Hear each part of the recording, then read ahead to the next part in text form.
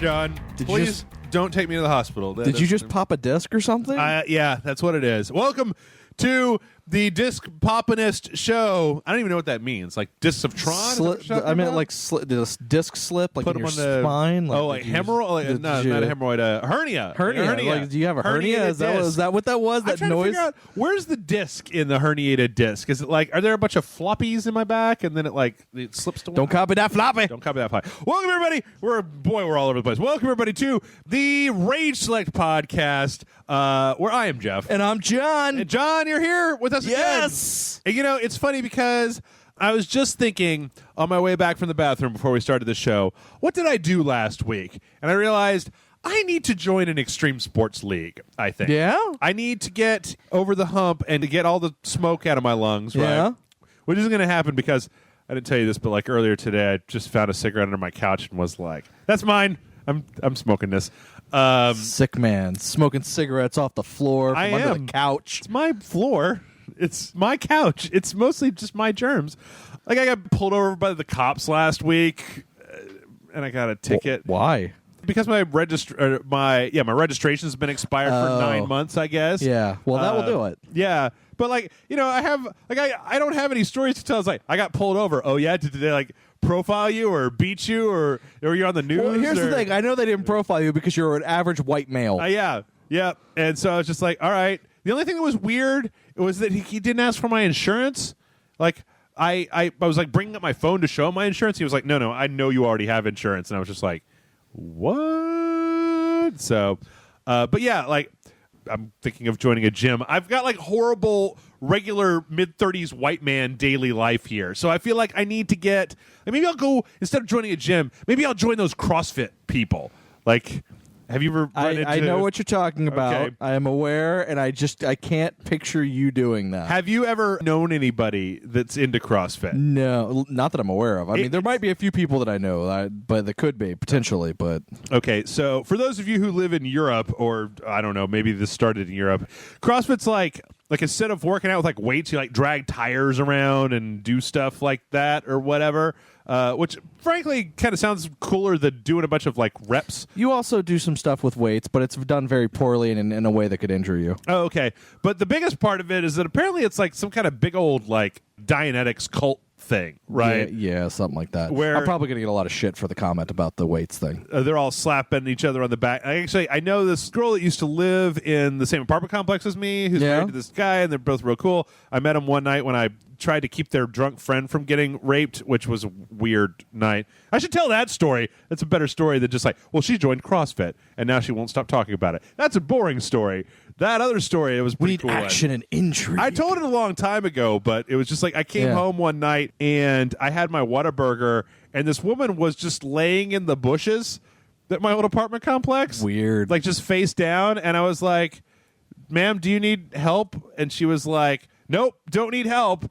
And I like walked away, and then I was getting ready to I was like, all right, you know, I tried. I was getting ready to go to my apartment, and I was like, no, this is not right. She's just laying in the bushes right near the entrance gate. Like something could definitely happen. Yeah. Like, there's a difference between a person who's just had one too many, who I've known for 10 years, who's like, I'm okay to drive, and I'm like, okay, look, man, I'm not going to have that conversation with you. This woman was like full on passed out in the bushes, and so I went back, and I was like, are you sure you're okay? And this is the point where she just got really... like, she was pissed at me for bothering her with her bush nap. Well, because she was napping in the bushes, God damn it. And she was like, yes, I'm fine. Fucking go away, asshole. And I was just like, okay. Like, I mean, I tried to be like, you know, like I'm not trying to pick you up or anything. You seem like a really unpleasant person to begin with. So, like, I'm not trying to, like, put the moves on you while you're passed out in this bush. I'm kind of trying to keep somebody else from putting the moves on you. And, you know, and so eventually I was just walking around my apartment complex, and I ran into these two people that were like, yeah, this is like my coworker. This is the first time we've ever gone out. We went after work, and she just got fucking annihilated, and she won't get up or go inside. And I was like, all right, well, here's the thing. She already doesn't really care for me all that much. You go over there and be like, hey, you remember that guy that was just bothering you? He's going to call the police if you don't just get up and take 4 steps and come inside, or, you know, take a couple dozen steps to come inside and like sleep on our couch. You cannot sleep in the bush, and if you stay there, this dude's going to call the cops because he's a nosy, busybody asshole, right? Yeah. And so they did that, at which point she did get up, and unleashed just a hellstorm of profanity in my direction. Of course. Because, of course, I was being, Dr. Killjoy, who wouldn't let her have her rapey bush nap, which is my new band name, by She the was way. really comfortable in those bushes. They weren't even like the good bushes, right? Yeah. They were like it was like soft grass of a meadow. It was like a broken glass plant with a bunch of like sandpaper below it. Maybe she sleeps on a bed of nails at home. Maybe she does, but yeah, that was one. And so then I was friends with those people for a while, and then they moved to Manor and got into CrossFit. And I was like, okay, you're like suburbanites, and so am I guess, but not to that degree. But you're now thinking about CrossFit, to make a long story short. No, well, I was thinking if I joined CrossFit, then maybe I could infiltrate their organization and like get to the top and then bring it down like Dianetics or like I'm trying to think of another cult. That movie that Kevin Smith made, Red State, like that. Okay. Yeah, I haven't seen it, so I don't know. That's a terrible movie. I'm sure it is. My God, is it ever just all over the goddamn place and terrible. Tusk is way worse, though. Tusk is literally not just the worst Kevin Smith movie I've ever seen, one of the worst movies I've ever seen in my entire life. Okay. Boy, howdy. At least you said one of, and not like the. Because I'm pretty sure we could find worse. Oh, yeah. Well, no, this is the internet, so it obviously is the... Did you not see Tusk? No. Oh, my God, it was so terrible. It was so terrible. I stopped watching Kevin Smith movies after Clerks 2. Okay. So... See, I like Clerks and 2. I loved Clerks 2. I have a problem with Clerks 2. I actually like Clerks 2 a lot. Yeah. But yeah, I kind of was like, you know what? I think it's a good book note to end on. Yeah. This is a good end note I for think me. that's just yet another example. Like, I haven't even seen Cop Out. It was so bland that I have seen it and couldn't even tell you anything about it. I mean, like, Yeah. I couldn't tell you what the plot of Cop Out even was. It's Tracy Morgan and Bruce Willis. but I couldn't tell you like who the bad guy is or Yeah. what they were doing or why they were police or whatever. Yeah, it was so bland. But Kevin Smith is just a perfect example of just, whenever anybody gets just like so bent out of shape about something that they loved that goes the wrong way and eventually becomes crappy. And it's just like, well, but that's happened a million times before. Yeah. So. I mean, I might go see, like, if he ever gets her off his ass and does a Clerks 3 like he keeps promising, I may go see that in theaters or whatever. I think that, like, the next thing that's on his list is a hockey movie because he's now way into hockey or whatever. Like, wants to do well, he wants, I think Wayne Gretzky biopic or something yeah, and like I know that. he's doing his, I mean, mind you, Tusk was part of his Canadian trilogy, but was the second movie starring his daughter and Johnny Depp's daughter, Yoga Hosers or something like that. I think Yoga Hosers? I think they actually changed the title of the movie, but I want to go see it. I actually kind of want to see it because Johnny Depp's even in it, and it's starring his daughter. And oh, well, Johnny Depp is in Tusk. yeah, He's probably the worst performance I've ever seen him give. Yeah. And I've seen Nick of Time. And I've seen I like Nick of Time. 21 Jump Street. I like 21 Jump Street. And I've seen Willy Wonka in the Chocolate Factory. I've seen that one. I'm indifferent on that one. So we'll go with that one. Okay. I've seen Pirates of the Caribbean 4. Yoga Hosers? That's what it was originally titled. It may still be titled that. I don't know. But it's essentially, okay, you remember in Tusk, the clerks he meets, the two girls? They're Yeah. like, it's about them. Oh, okay. And basically, the demons rise, and it's basically them fighting demons, and Johnny Depp plays a demon hunter. No, I don't want to see that. No. I'm stamping no. I'm declined. No, thank you, Kevin Smith. All right. I kind of want to see it just from the premise, and I'm like, all right, I'll go see that. Sure, why You know not? what I would like to see? I'd almost like to see other people take these characters away and do stuff with them. Like maybe those two, but have somebody else direct it. Or like if those two teamed up with the two girls from Robert Rodriguez's movies, The Babysitters, Yeah. and then they had like an action franchise, that'd be all right. Canadians and Latinas fighting crime and demons. Yeah. Well, what have you been up to recently, John? Have you been doing anything different? Did you get a speeding ticket? Are you going to go into CrossFit? Are you seeing any Kevin Smith movies recently? No. Truthfully, my life is pretty boring. Yeah. Right now, I'm going to work, going home, playing Mad Max, still playing it. I enjoy it. I understand you don't like it. It's cool. It's cool. It's cool. Don't worry about it. It's not even. You know what? I've said this before, John. It's not even that I don't like it. It would be easier to play if I didn't like it. If I didn't like it, I could just be like, gross, blah.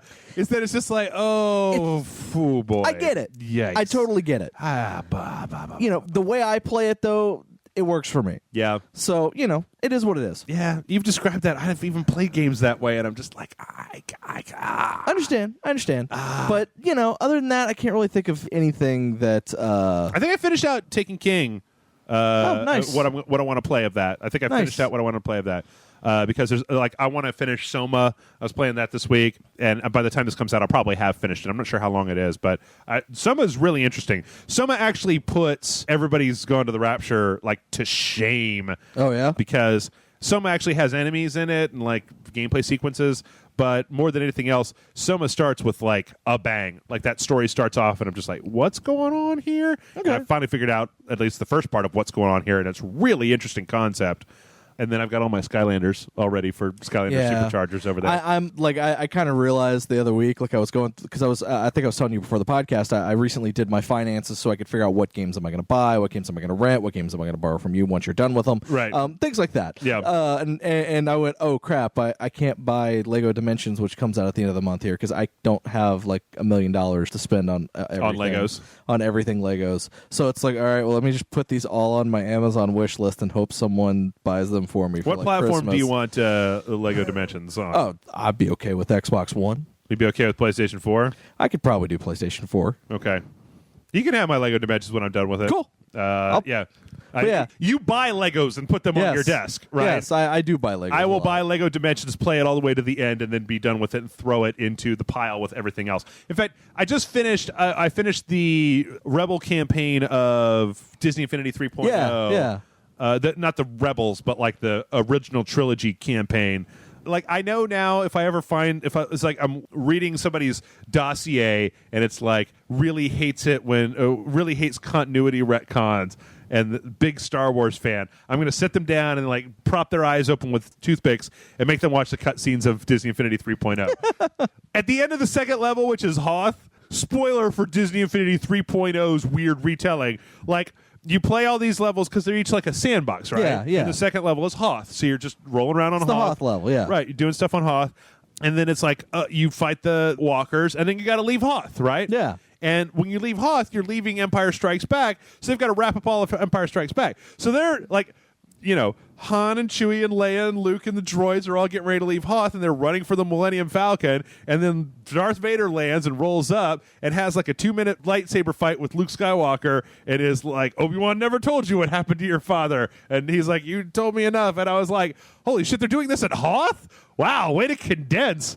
Also, I think that whoever made that game really hates Billy D. Williams a lot. Oh, because that's sad. Lando Calrissian is your quest giver on the forest moon of Endor, and I feel like they were like one of the producers was like, just got on the loudspeaker, sent out an email, was like, hey, can anybody here do a reasonably passable Billy D. Williams impression? And when he didn't get any reply, he was like, what about like a black man? Can anybody do?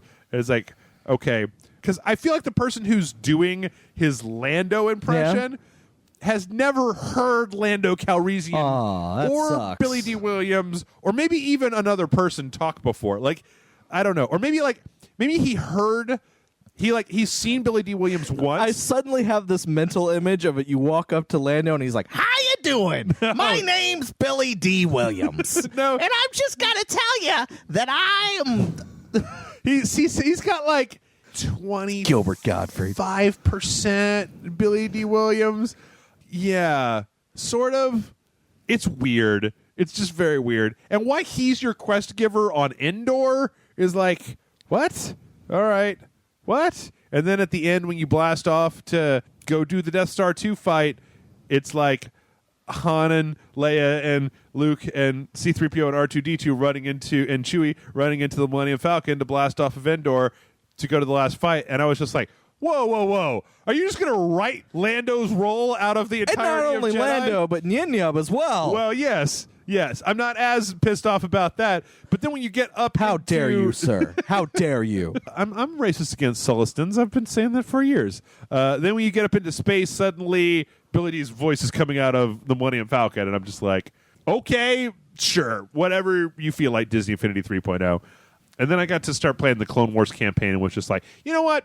Yeah, I just really don't give a shit about this at this point. The original was fun for a while, but there's 100 Minox scattered through each campaign for you to go find and shoot. I don't care about shooting 100 Minox. I don't care much about shooting 100 pigeons. Yeah, I can get or that. picking up 100 flags. Or here's a tip, game developers. If you're like, let's put 100 fill in the blank in our game for Jeff to find, I'm not going to do it. Unless it's orbs in a game like, I don't know, Crackdown, there shouldn't be 100 of them. Just saying. I'm not even gonna. I can't even give. I don't even know what that means. Crackdown. You ever played Crackdown? Never played the original. Well, Crackdown. you know, in Saints Row 4, the orbs you have to find to get powers. Oh yeah, same thing. Those are garbage too. But at least they did something. But I'm just saying, same thing. Yeah. At least they did something when you were picking them up. Yeah. Like, if you get 100 Minox, and then at the end of you getting 100 Minox, you get, like, access to the Slave 1 or something like that. That's pretty cool, but the reason that it worked in Saints Row was because you could cash them in constantly to become more and more of a powerful super god. Same thing in Crackdown. Yeah. All right, well, I think that we're just about ready to go to the news. You know what I have been playing, though? What have you been I playing? just started playing. What have you been playing? Mario Maker. Oh, yeah? Yeah. Yeah, I gave you guys Mario Maker. Yeah. I actually thought about maybe like letting that game percolate a little bit and then asking our fans about if we did, because I noticed that another website that did a stream where they basically just asked their fans for their level codes and then played their levels. Yeah. And oh, you mean that like that idea that I told you about last week before the stream last week? Yep, sorry. That you totally nixed. Yep, you totally had that idea. I didn't actually nix it. I just wanted to talk to people about how many people out there play, because last time that we tried to do Splatoon, I guess, right? I had like 4 people that will listen to this website that have a Wii U. Or at least maybe it was 4 people that have a Sunday slot that they can do stuff for. But yeah, but I'm just saying, I mean, if you think about it, even if it's just 4 people, they'll probably make like 6 levels. I'll make like 5 levels. Okay. I'm sure Amanda will make like a bunch of levels. That could fill a Sunday streaming. Skinny Mario, yay or nay? You know, I haven't really. I mean, I've seen him in the art book, and I know you can unlock him. I haven't actually gotten it in the game, so I don't. Okay. I don't understand it. Right. Like, I don't know what that's from. I think it was a concept that never actually got used in the game. I don't know. I will say, if I have one complaint about the game, it is the way they lock stuff. That it takes like days to lock. Yeah, well, it's like stuff? I played a game. I started playing on Sunday, and they're like, "Your next stuff will unlock on Tuesday." Right. And then I go to play it on Tuesday. It's like, "Here's your next 5 items. You'll get more stuff on Friday." Yeah. It's See, I thought it was like, I read that it takes 9 days to unlock everything. But you have to keep logging in, though. That's the thing. You get like one amount of thing, and then you log in, and then it goes, "Okay, we'll give you more stuff in X amount of days." Right. So then, like, you wait, and you can play it, and like there are apparently ways you can speed that up. You just like put the clock forward, right? Well, there's apparently ways you can cheat the system by going on your console and setting the calendar ahead. But you can also, like, there's a way if you play the game or do something in the game, it'll actually speed that time frame up. That'll speed it up a little bit so that it unlocks faster. I don't know what it is, and I can't remember what I read about it, but I was like, wow, this is kind of, because dude, that's asinine, man. It's like you get shit, for the first thing, and I get what they're doing. They're giving you a little bit so that you take your time and learn how to make levels with that one thing, and then once you get more, you make with you can figure out how to use that other stuff. Okay, fine, but include a button that says unlock everything. I paid money for this game, bitch. Like. Yeah. Imagine you're the kind of person who actually had experience making levels in Mario, wanted to get started putting your magnum opus online, and oh no, you can't because you're not playing Mad Max. Right. Because magnum opus. Right. But anyways, now I get what you're saying. That's a really asinine way to lock content. Yeah. Like I understand locking content behind progression, like you got to play 3 levels online to get the next set. But like make it a thing where if I want to sit down and be determined to do a thing, I can do it. I can unlock everything. Yeah.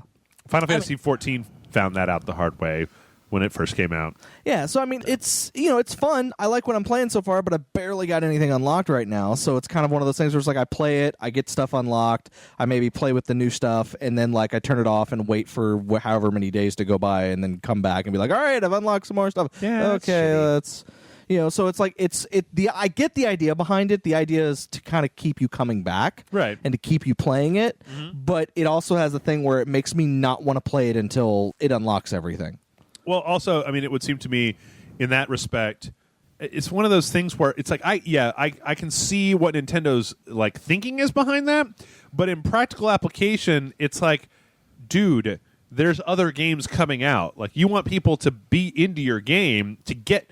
Like, I'd rather see somebody get deep into the game in the first week and try to keep them there, keep them playing it, to be like, well, I don't know, let's see what's coming out next week. Lego Dimensions is coming out this week. Should I get that? No, I'm really having a lot of fun with Mario Maker. I'm going to continue to play that. Yeah. Instead of just being like, well, it's another 3 days before anything unlocks in Mario Maker. Fuck it, I'm going to go get Lego Dimensions, and then you just end up playing Lego Dimensions and fucking forgetting about Mario Maker. And Yeah. like, oh yeah, what did I do about Mario? Yeah, I don't like that. Like, I really have a problem when a game developer puts a hard lock like that, like a real world lock on it. Yeah. It's one of the reasons that I hate free-to-play games, because they have that whole, like, in another 12 hours, you'll get more lives, or you can pay for them. And it's just like, don't you tell me what to do, video game. Well, it's like, at the very least, Nintendo didn't go, well, if you want to unlock it faster, you can pay for it. I mean, at least they didn't do that. Well, good God, I should hope so. They also didn't Yeah. come to my mom's house and punch her in the face either. Are you sure? Like, Are you sure? I'm pretty They sure. might have. I'm pretty sure my mom would have called me and been like, "Did you send a plumber around to punch me?" And I'd be like, "No, those assholes. I'm gonna." They wouldn't have sent a plumber. They would have sent Reggie. We both know it. I will. That guy has got some reach. I will fight Reggie in a bare knuckle boxing match in the street outside of my house. I will be there, Reggie Fils-Aimé. I challenge you. Don't even think about beating my mom up. I will murder you in the street. I'll leave you where I find you. I do want to stress, I'm not saying that Reggie beats up old ladies or old women or women at all. I am directly challenging Reggie to I'm just saying that if Nintendo were the type of company that were to put hits out on people, Right. they would probably send Reggie to do it. Okay. He would be the person hired. Anytime, Reggie. I'm right here. I'm right here. I'm not hard to find. Anytime. You friend me on Facebook, I'll send you my address tomorrow. Anytime. Anytime. Love you, Reggie. All right. Well, now that we've found out who's fighting Reggie and who's Reggie's bitch, let's get on to the news. Our first news story is actually really weird. Something I didn't see coming this week in the type of news stories that we normally get. And that is that apparently video game voice actors are kind of like taking a vote to decide whether or not they're going to go on strike. Yeah. Now, this is really interesting. I kind of stand with them. I kind of agree with them. Okay. I understand the reasons that they're doing it. Having been someone who has attempted to get into the voice acting world in any form Yeah. at some point in my life, I totally understand where they're coming from. Well, let's break it down. Okay, so apparently the biggest of the issue amongst what they want is they want back-end bonuses, which basically they want royalties. Instead of taking money up front, what they want is they want a percentage of the profits when a game sells. And they very specifically come down to say that they want these bonuses to kick in at $2, $4, $6, and $8 million. Nothing above $8 million, nothing below $2 million. They don't want to be impacting indie game development or anything like that. Correct.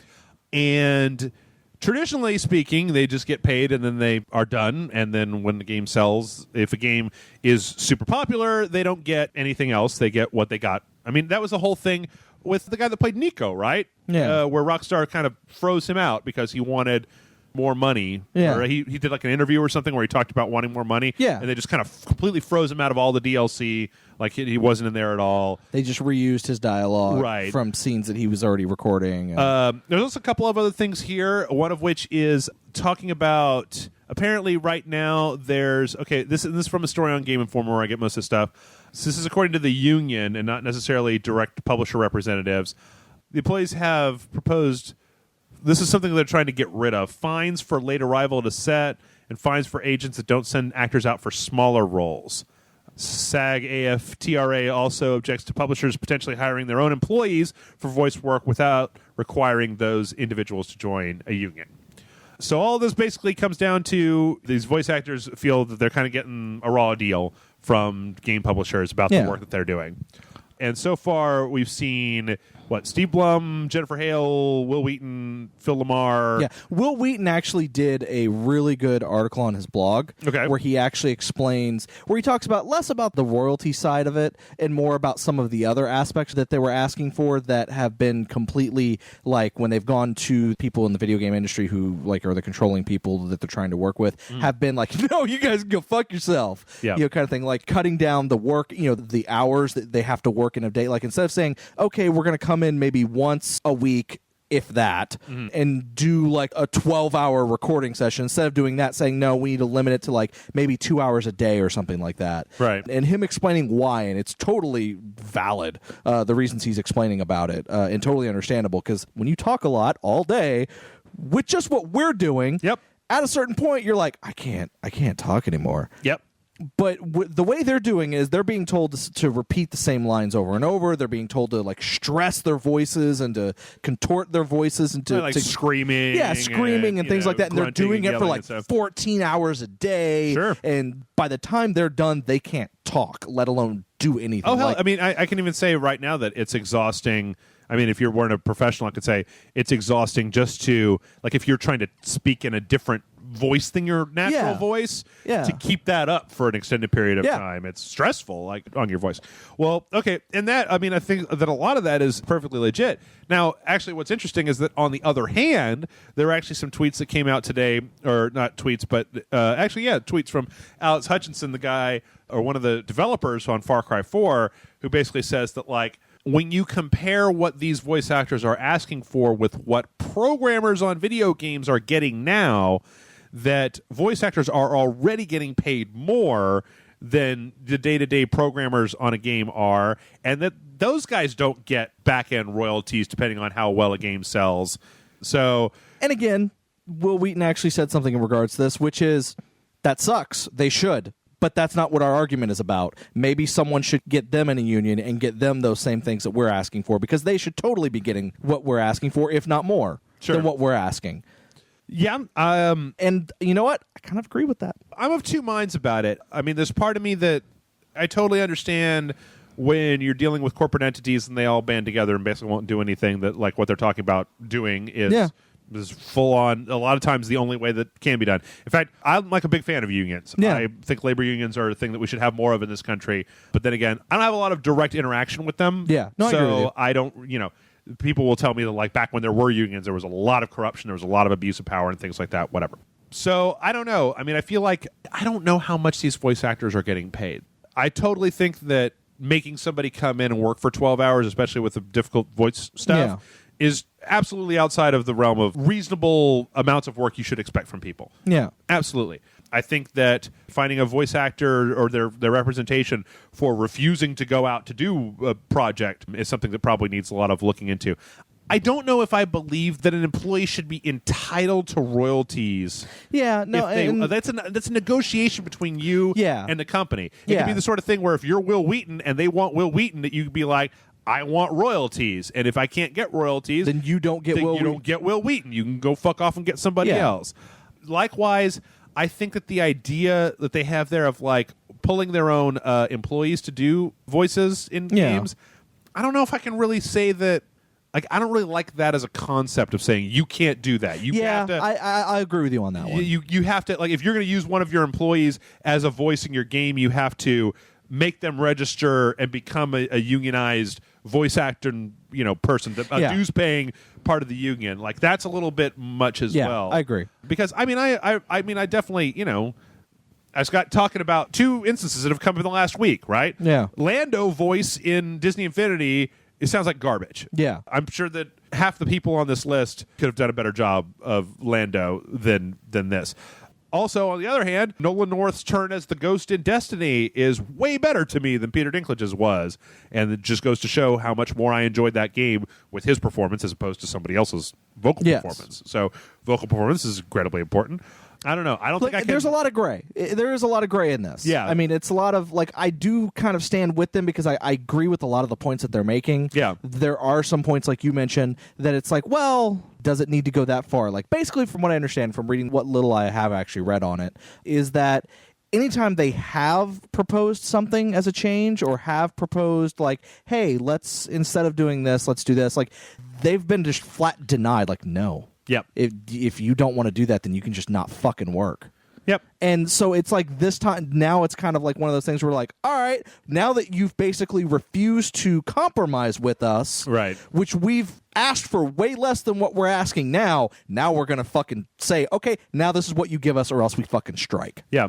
Which I want to make sure I'm not coming across in a certain way, because don't get me wrong, I think that, like, a good 60% of the business practices in the video game industry are deplorable. Yeah. The way that they treat their employees, the amount of money they pay people, the way they dissolve studios. Which goes back to my whole thing of him going, well, programmers don't make that much. Like, yeah, that's your fucking fault. Yeah. They should be paid more. Okay, so I think that I could probably agree with you if you didn't say that with such an aggressive tone. Like, I know. Here's the thing. I know people who are programmers, right, and they make shit, right. But see, for what they do. The problem, on the other hand, is that like it's real nice that you guys are in a union. You know what happens when a bunch of programmers unionize? They get fired, and then they just hire new people because the industry is lousy with that. Like you don't start. I mean, the same way fast food workers don't unionize. I get you on that. Yeah, no, I totally understand that. And I totally get that. So, like, I think that the idea of just being like, well, you guys should just unionize. I bristle a little bit at that because the fact that the voice actors are actors and acting is one of the last places where you have these like this presence of this union presence, right? Means that they had the good fortune to be in a position to be able to strike in the first place. You got a good point there. Whereas, back when I used to work for a game company, it was like if two developers had been like, well, we're not going to do any work until you give us better working conditions. They would have just been like, well, then get the fuck out of here and let's just hire the next two people on the list and bring them in. Like, who gives a fuck, right? They would have never been able to get people to strike. So I don't know. I think it's interesting. I hope that it'd be real weird. Yeah. Well, I'm just saying. My point is that him bringing up that argument. Yeah. To me, says less about like, oh, well, they're asking for too much, and more says, well, maybe you should pay your employees better, dude. Like maybe your programmers should get that stuff. I'm not saying they should strike or they should unionize, but it's more like it says more about the video game industry side of things than it does the voice actor side of things. I honestly just wonder. I mean, I think that it's hard for me to even make an evaluation about this unless I was to, and I didn't look into it this hard because I didn't know how far into this we were going to get, how much they get paid per game they work on. Yeah. How much they get paid per line they work on. Because here's the thing is that, like, you guys could be like, we want royalties, and if you guys win your striking, you get royalties for every $2, $4, $6, and $8 million thing. It's very possible.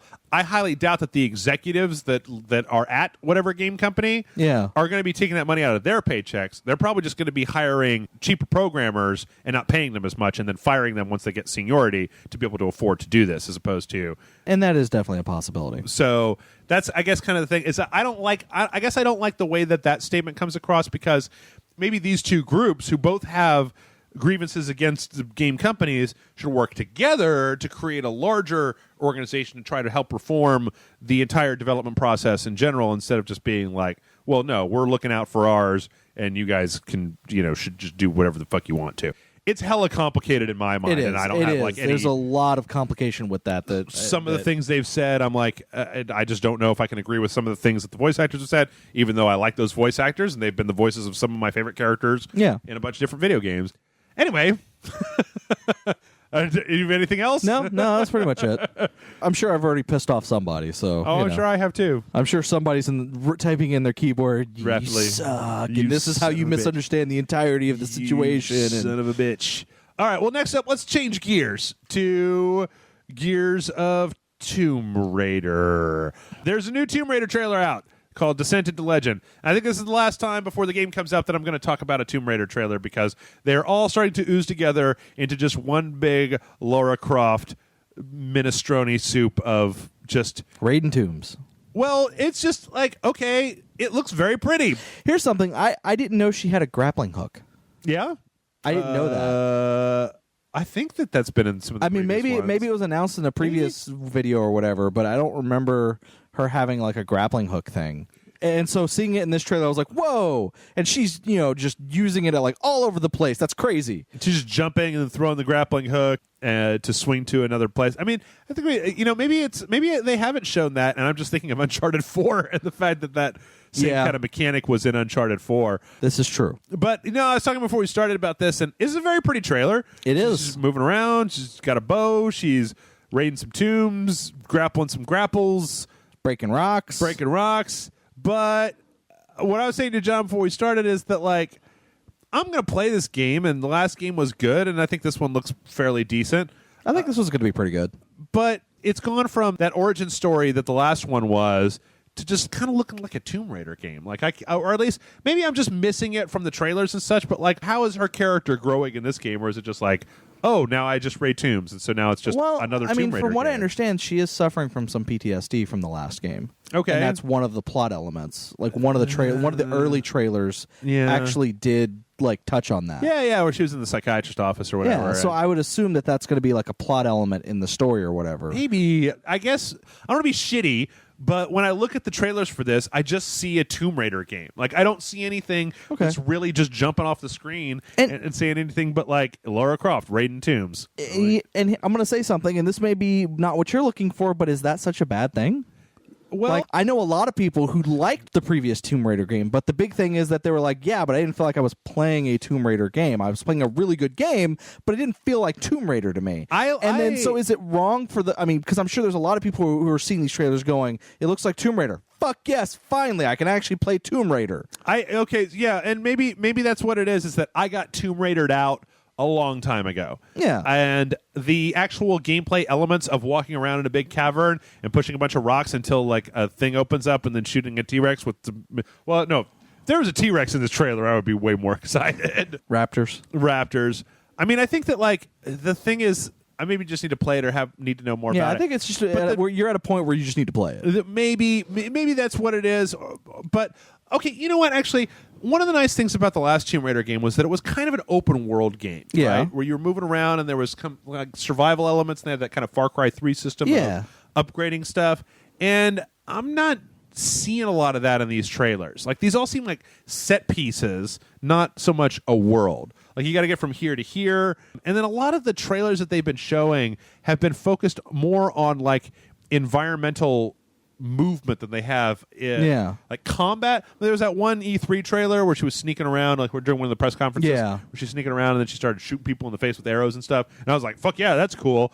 But like where we're watching a trailer and the big part of the trailer is like she walks through a door and there's like some old ruins, there's a tomb, and I'm like, okay, and then it passes a wall and then when she's walking through a different tomb, I get it. Yeah, I think they're just trying. I think the big thing is that a lot of people that one of the biggest criticisms of the last game was like, it's called Tomb Raider and you didn't really raid any tombs. And I get your reaction to that comment, but I feel like this is them going, hey guys, look, tombs, they're raided. Now just play the fucking game. I'm honestly serious when I say fuck them people who were like, it's not a Tomb Raider game, you're not raiding any tombs. Because guess what? The sales of Tomb Raider have been doing nothing but dropping for 10 years now. I agree. So if you guys are all such fucking big super fans of Tomb Raider, go buy the old Tomb Raider games and quit trying to make, like, I liked the reboot quite a bit. Yeah. I think it looks good, and I look forward to playing it. Yeah.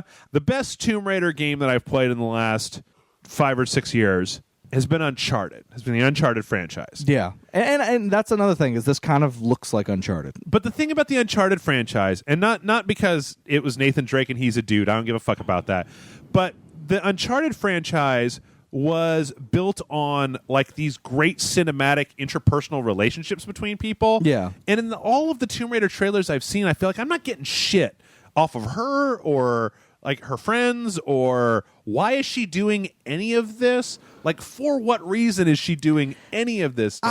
I feel like they're trying to keep that under wraps because they want people to experience it in the story. So they're trying to get as far away from showing actual story stuff for that. Because I kind of did that for the last one, other than like she's shipwrecked on an island. And now she's got to survive, and then there's this sequence in which she almost gets taken, and an implied rape and stuff like that, and then and then they were like, oh, you're going to see her go from this like fragile girl to this strong woman through the course of the game. But outside of that, they didn't really talk about what was going on the island, or what the storyline of it was, or the fact that there was anything to do with her friends other than she's trying to rescue them. Sure. And so when we actually got the game, it was actually a very pleasant surprise to play the game and actually be like, oh wow, there's actually like an actual full-on story here. There's a whole thing with one of her friends and the relationships and all that. So what they're doing here is they're trying to keep that under wraps so that they're showing us enough. The problem again, I'm just being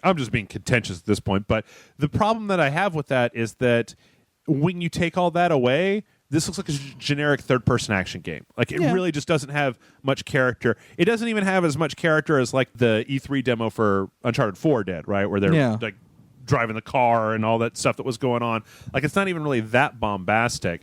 I don't know. I mean, again, I'm not a fan of judging games before they come out, but these trailers aren't doing a lot to excite me about this Tomb Raider game. Okay. I can understand that. Like, I feel like Tomb Raider was kind of one of those weird, like, sneaky hits that kind of was better than I thought it was going to be. But now that my expectations are raised, I feel like they need to do more. Okay. What I they're can get showing to that. me. All right. Well, next up, Konami. Hey, Konami. Hey, What wouldn't be a week Konami. without talking about Konami? Hey, I'm going to start calling this the Konami Memorial Podcast, the Don Matrick Konami Memorial Podcast. So apparently, Konami is halting all AAA development except for the PES soccer series, or that's Pro Evolution it Soccer. makes a fuck ton of money. Of course it does. It's soccer. Soccer always And makes plus, I think that the developers of that, like, they probably also signed a 4-year deal yeah, or they something. probably. I mean, yeah, it probably cost them more money to not make a game than it would to make a game. Yeah. And plus, I think that team that makes those games tends to come in under budget or whatever. Let's see. So GameBlog is the one who's reporting on this, but I believe that this actually makes a lot of sense. I will say it makes sense, but it's also weird considering they were just announcing hiring a Metal Gear Solid 6 team. Yeah. I honestly think that Konami is just looking at all this stuff and going, health clubs and pachinko, fuck the rest of this stuff. Like, that's the way that we're going to go. We'll make PES, we'll run our health club business, Yeah, whatever. and we'll use the characters that we have licenses for to make pachinko machines. Yep. And then at some point, if we change our minds, we'll come back to video games. But for now, Yep. we're going to stop. Yep. I mean, in all honesty, when you look at it between, well, there was that report about the working conditions at Konami. There's been kind of the feud with them and Kojima, which is honestly probably the most public thing I've seen happen to Konami. Yeah. Ever, maybe? Yeah. Like, I just keep bringing it. Everybody's just like, what the fuck happened? What the fuck happened? What the fuck happened? I've never seen such a split. The canceling of Silent Hills and all the people that are pissed off about that. So, yeah. And in all honesty, I think it's a good thing. I'd rather see Konami quit and actually either hoard those franchises or sell them off entirely. They're going to totally hoard them. They will They're hoard not. the shit, They I will know. never sell them. I know. They will never sell them because they know that they would lose more money in the long run if they did that. They'll just keep making pachinko machines or licensing copies of various things. But yeah, I think that if Konami can take a break and get their fucking head straightened out, I think that'd be a good thing. Yeah. Because the last thing I want them to do is to shove out another Silent Hill, another Castlevania, and another Metal Gear, and them all be shit because they've hired some Q team to, like, you know, just crank some shit out to cash grab it. I would rather them be like, you know what, we're going to get out of that video game business. And then, you know, they kind of sit on it for a while, maybe 5-6 years down the line. Someone goes, hey, remember we made video games? Yeah. Those are pretty cool. Remember? Yeah. We should do that again. Okay. And then actually like, okay, so we want to get our best people on this. Okay, so let's make a new Castlevania game, and we'll get Let's this reboot the entire thing. Reboot the entire thing. Yep. Enough time has passed. Yep. Let's we really like this guy. We've been hearing good things about him. We'll have him be the creative director on it. Guillermo del Toro's number. Let's have him do all the character monster designs for the new Castlevania. No, game. he's not going to do that. He's done with video games. Oh, he said that. Like, what's that line from Four Rooms? The less one makes declarative statements, the less apt one is to look foolish in retrospect.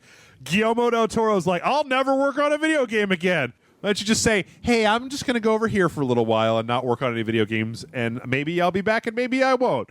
Because just by saying I'll never work on it again, you know the day after he made that somebody came to his house and was like, hey, I've got this idea for a video game. And he's like, oh, that would be awesome. And I would be the perfect person to work on that. Too bad I already said on Twitter that I'll never do this again. Yeah, but I would rather see something like that happen, where just out of the blue, just like, oh, Konami announced a video game, so here's a trailer for it, and it looks awesome, or it looks mediocre, or whatever. Yep. Then them to just start pumping out mediocre bullshit. Yep, I agree. I honestly think that they need to take a year or two to just fucking straight. I mean, you remember too. I mean, here's one of those weird things that I don't know if people entirely remember, right? But like, Metal Gear Rising was in development for like a year and a half, 2 years, maybe time, 3, actually, before they had to give it to Platinum to finish it. Yeah. They couldn't even get Metal Gear Rising out. Like, pumped it out in like 6 months. During the time between when they announced that and when it came out, Metal Gear Peace Walker was finished, came out, and was done, right? Yeah. Before Metal Gear Rising ever touched store shelves. And it's not even that I think that Metal Gear Rising is like a garbage game or anything. I think it's okay. But yeah, I think that Konami really needs to go straighten themselves out. They probably need to just fire like their entire gaming division and then hire a bunch of new people who understand what the fuck is going on. Pachinko machines. Capcom needs to do the same thing. I feel like Square, they're at least publishing. It's fine. Like last week, I was trying to figure out what in the fuck Square's doing with that Minecraft Dragon Warrior game that they've got going on. I don't fucking know. It's like it's just straight up Dragon Warrior, but it's a Minecraft ripoff of Dragon Warrior Minecraft. Like what? Okay, whatever, dude. I mean, next month in like 2 weeks, the Dragon Warrior Dynasty Warriors game comes out. Dragon Quest Heroes. Yeah. Ugh. Okay. Anyway, but we have something much more important, and I'm glad that you're here, John, because okay. I don't engage in the console wars. You don't engage in the console wars. I do not engage in the console wars. PC, Master Race, you know Xbox what? One. I think I know Wii what this is U, about. PlayStation 4. All are my favorite babies. The 3DS, the Vita. I've got them all. I've got them all on this shelf. I've got them all too. Oculus DK2, original Wii. I got them, and they're great, and I love them, and they've all I got don't their have place. everything that you have, but I have all the consoles. You know, some do some things better than others, and some do other things better than others. Well, guess what? It's all done. The neutrality is over. Fuck you, Xbox people, forever. Because I'm buying Rock Band on the PlayStation 4, and the Xbox One is now getting a dozen exclusive songs for like the week that it comes out. And these songs would not be a bad thing. Baby metal! All that remains... Oh, God damn it. I was building up to that. Oh. But you motherfuckers took my baby metal.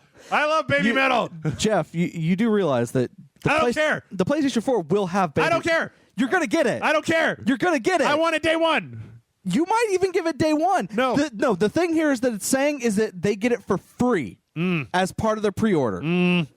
I mean, it might be exclusive for a week or two. Who knows? But you're going to get it. You just will have to pay for it. Oh, no. PlayStation 4 has its own exclusive pre-order songs. Wait, hold on. Yeah, no, PlayStation 4 does have its own pre-order exclusives. That's already been announced. Okay. That's why it's like people need to stop being upset. Oh, shit. Okay. Never mind. That's if you pre-order it digitally. Okay. Through the PlayStation Store. Okay, that's fine. Wait, no, what? But I need the band kit. That doesn't make any sense. Well, if you're using the pre-existing instruments, all you have to do is buy the digital. But wait, so if you go buy the band kit, you don't get these songs for free. The game will receive 10 additional songs to play. But I need the kit. How am I going to pre-order it? So here's the thing: if you pre-order it, but here's the thing: if you pre-order the kit or the game with just the guitar, you can get an exclusive 30-song pack that contains mostly songs that were released already that I myself already own, which is really depressing because now I'm getting those games again for free. But I want these 10 songs. No, I do too. Trust me. The Reflex is on there. It is. I love the Reflex. The Reflex. Yes, I agree. It's Pantera Cowboys from Hell, the hardest song in Guitar Hero. Yes. No, or was that the last song in Guitar Hero, or was it Bark at the Moon? No, I think it was. I think it was Cowboys from Hell. No, I think it was Bark at the Moon. It might have been Bark at the Moon. I don't remember. I don't care about the rest of these. All right, well, why is Baby Metal got to be Xbox One exclusive? But again, it's not. It's exclusive for free for people who pre-order it digitally. I know, but I want to play it because I'm going to try to get a bunch of people in my house. What's funny is and I actually talked to you about this before we started recording. The thing that annoys me. Yeah. So they announced, okay, you can buy this digitally on Xbox, and they actually sent an email to anyone on their mailing list and said, hey, if you want to pre-order it digitally on Xbox, here's what it is and here's what you get. But remember, we're not selling the drum kits or the guitars or the microphones separately right now. We're only doing bundle kits.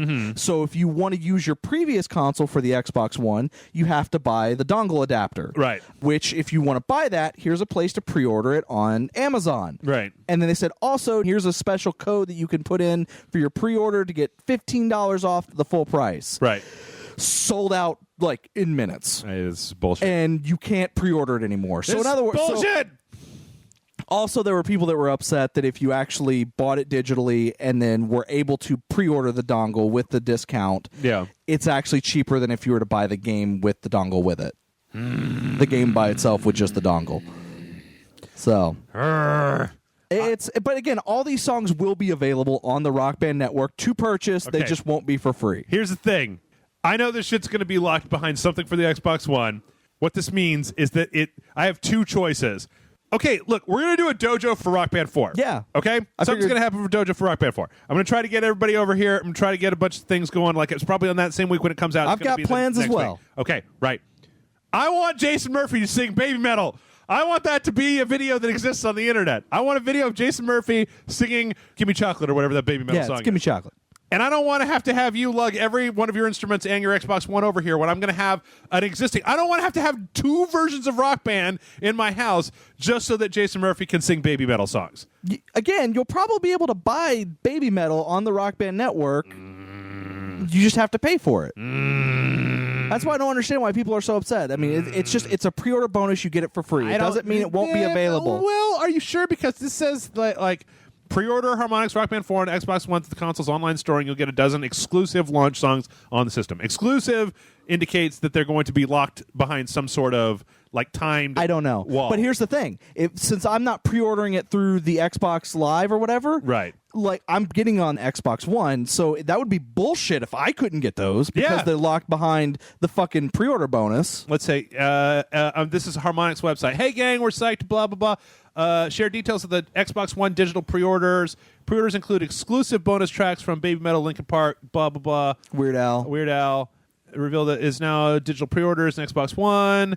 A special bonus: players who pre-order the game through the Xbox Live will receive 12 additional songs to play in Rock Band 4 that are only available for free at launch through this Xbox exclusive offer. Yeah, which will probably be for about a couple of weeks. Yeah. Because it is a timed. Grrr. I don't care. Fuckers. Grr. Fuckers.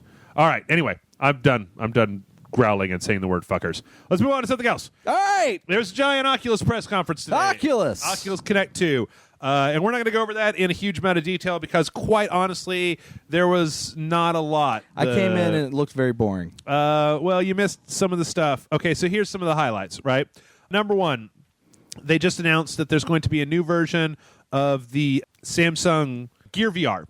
So that's the thing that you hook your phone into. Yeah. Shipping in November, $99. They want to make it real cheap, and it's going to work with any version of the Samsung phones that come after a certain time. Okay. So like Galaxy Note, what is it, 5 or S6? No, okay. Works Galaxy Note 5, S6, S6 Edge, and S6 Edge Plus. It's also smaller and lighter than the last one. It doesn't have the third strap that goes over your head. It's just got a single strap that goes around your head. Okay. And it's been redesigned. Looks pretty cool. There's also, they've got this thing that's like Oculus certified. Also, there's a version of Netflix that's out like right now for the fucking... I'm a little pissed because it seems like Gear VR is getting all the good stuff because it's an actual like consumer product. Yeah. Whereas the DK2, since it's a development kit, like... They announced it was one of those things where they're like, guess what? Netflix is going to be compatible with this Gear VR. Gear VR. And it's on there right now. And everyone was like, yay. And I'm like, great. So I went online immediately and was like, how do I run Netflix on my DK2? And it was crickets chirping because that is like they have a storefront. They've got a bunch of stuff. So there's that. They also have released the minimum specs for the Oculus, and they're going to be partnering with Alienware, Asus, and Dell to basically have desktops, some of which are starting below $1,000, that have essentially an Oculus certified sticker on them that are like, these will run your Oculus things. They talked a little bit about the dev kits that were coming out. They talked a little bit more about the controller. Not a whole hell of a lot outside of buzzwords. They talked about how when they released the...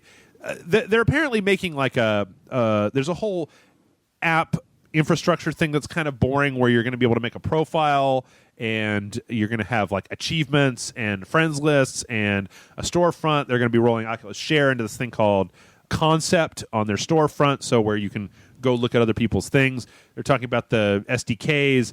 A lot of it's very boring and very only if you're like really into Oculus stuff. I mean, I'm still like really interested. They have an app that's going to be like a 3-dimensional sculpting / painting software that's going to come for free with every one of them. That's like that's your version of Paint, of MS Paint that you get with the Oculus.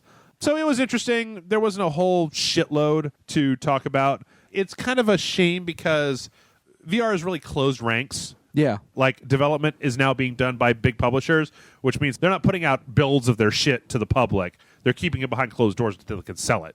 But there's a lot of really interesting stuff. Like, they announced Minecraft 10 is going to be directly compatible with the Oculus, which I already have a plugin to make Minecraft compatible with my Oculus, but it's going to be compatible with it. They're in the Windows 10 version that's coming out.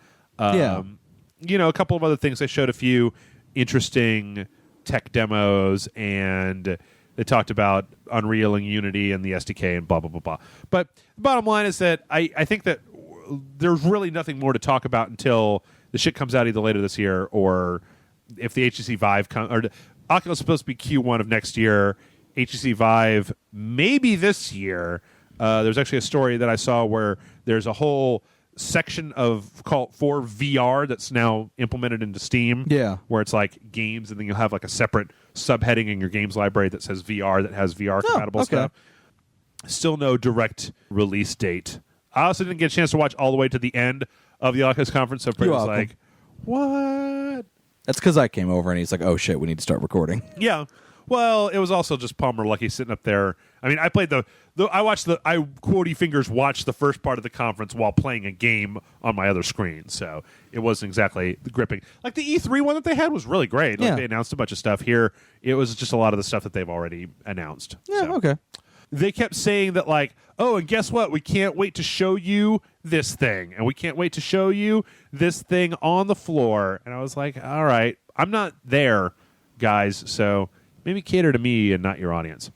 So we've got a bunch of announcements of exciting things that are happening.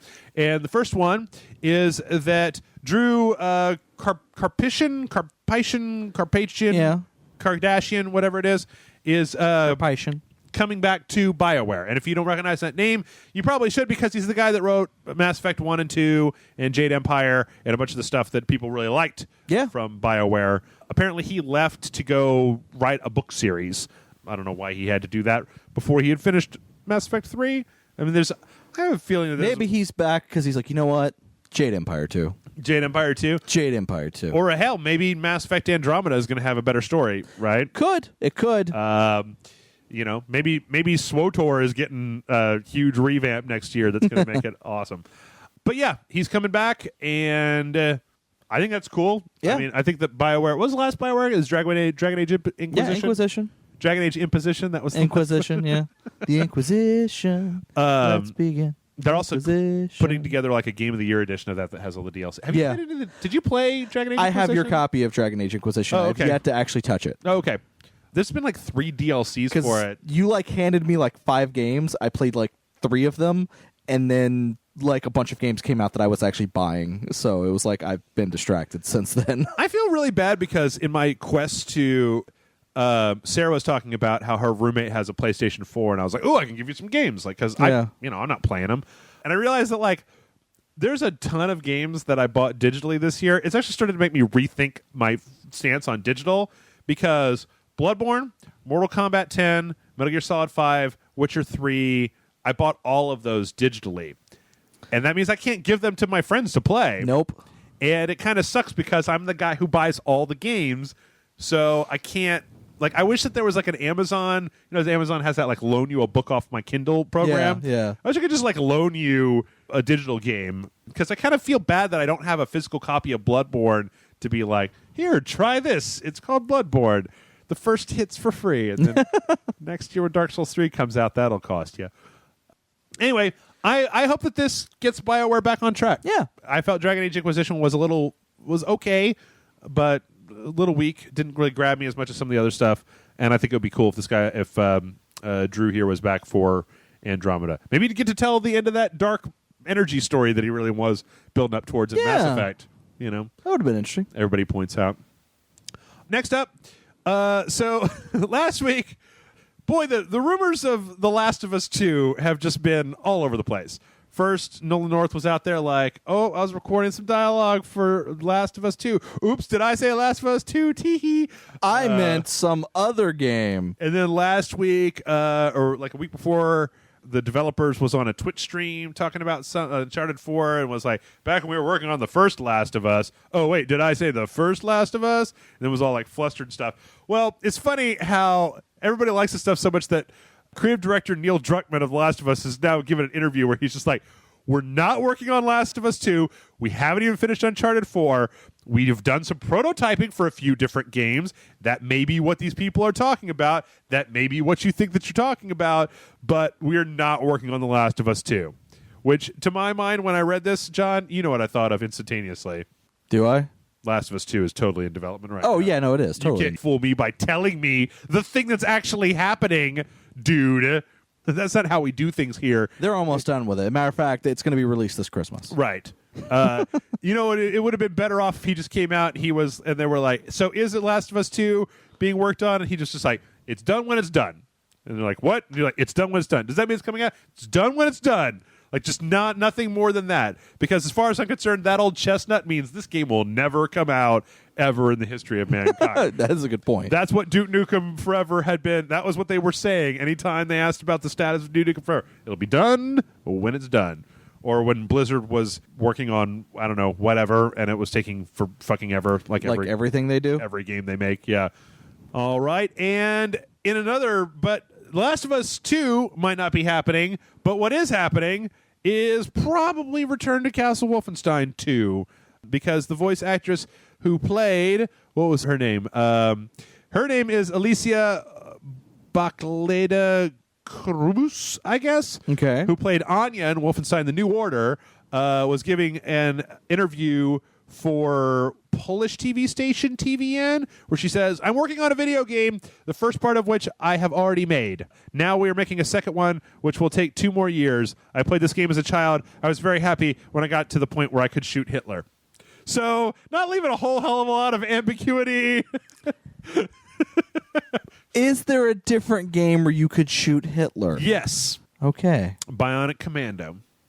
We're getting a new Bionic Commando. Nobody wants a new Bionic Commando. We're getting a new Bionic She said Commando. she already made the first part. She was in that Bionic She was in the. She was in She Rearm. was the arm. She was one of the wife grunts arm. in the I don't know. I'm just I want to go back and play that Bionic Commando. His wife was in the arm. You remember that? Yeah. In the reboot, his wife. It wasn't even a reboot. It was a sequel, right?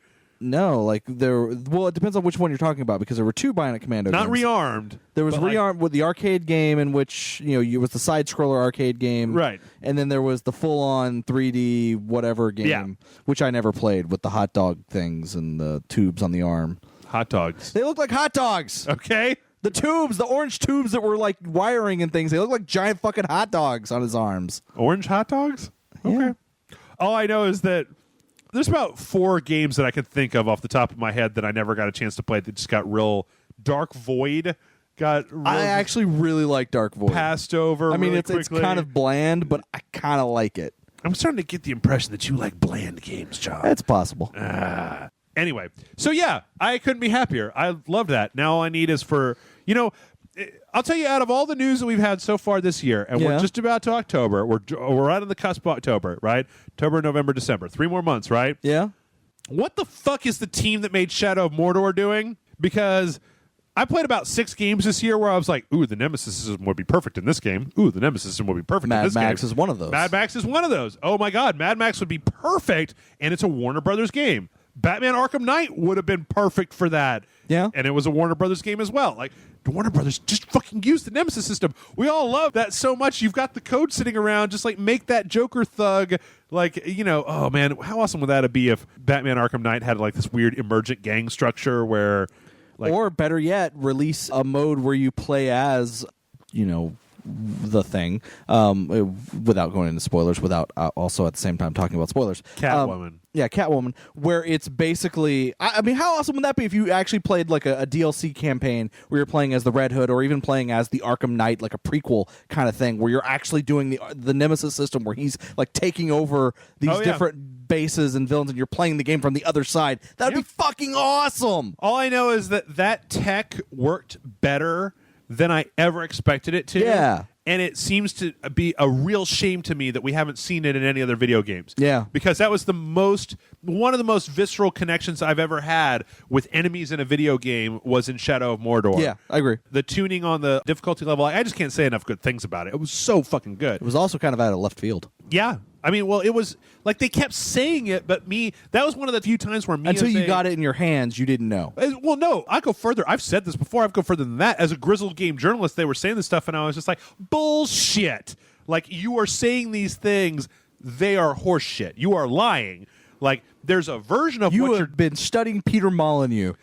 Exactly. Is that what it came off as? Is that there is a version of what you're talking about, but it's not. But a bunch of PR people have written copy that you're regurgitating to say all these very grandiose things, but what we're actually going to end up with is a very watered-down version where there's going to be a few scripted sequences where this Nemesis system works out the way that you say. It's not going to be an emerging gameplay. And then I started playing it. I was just like, oh, no, fuck, this is totally for real. You did what you said.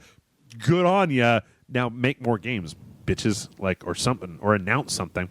Yeah, I agree with you. Speaking of announcements, which could have literally been a segue to any news story, Activision is putting together a $3 million Call of Duty esports league type of thing. It's just that they're trying to kind of drag Call of Duty out into the whole esports thing by setting up basically online competition where they're going to have rankings that will eventually get to like an esports. I think that Activision just looks at the international and is like, come the fuck on. Everybody loves Call of Duty. Why aren't we doing this? Why don't we just rent a stadium? We could be raking in the dough. That's right. We could be totally raking in the dough. Let's just do this shit. I'd be interested to watch a Call of Duty professional match. That Halo 5 one was real weird to watch. Yeah. I've never seen anybody do esports for a first-person shooter. It seems like it's a lot harder to watch, though. Like, Dota 2 is pretty easy to watch because your viewpoint of the game is looking down on other people, right? Whereas with the first-person shooter, it's like you have to keep cutting between players. Yeah. I mean, it would probably be one of those things where if they could, in the next Call of Duty game, maybe Black Ops 3, maybe whatever, if they could have some type of spectator mode where you have like a free-roaming camera. Pretty sure they already have that, but... Okay.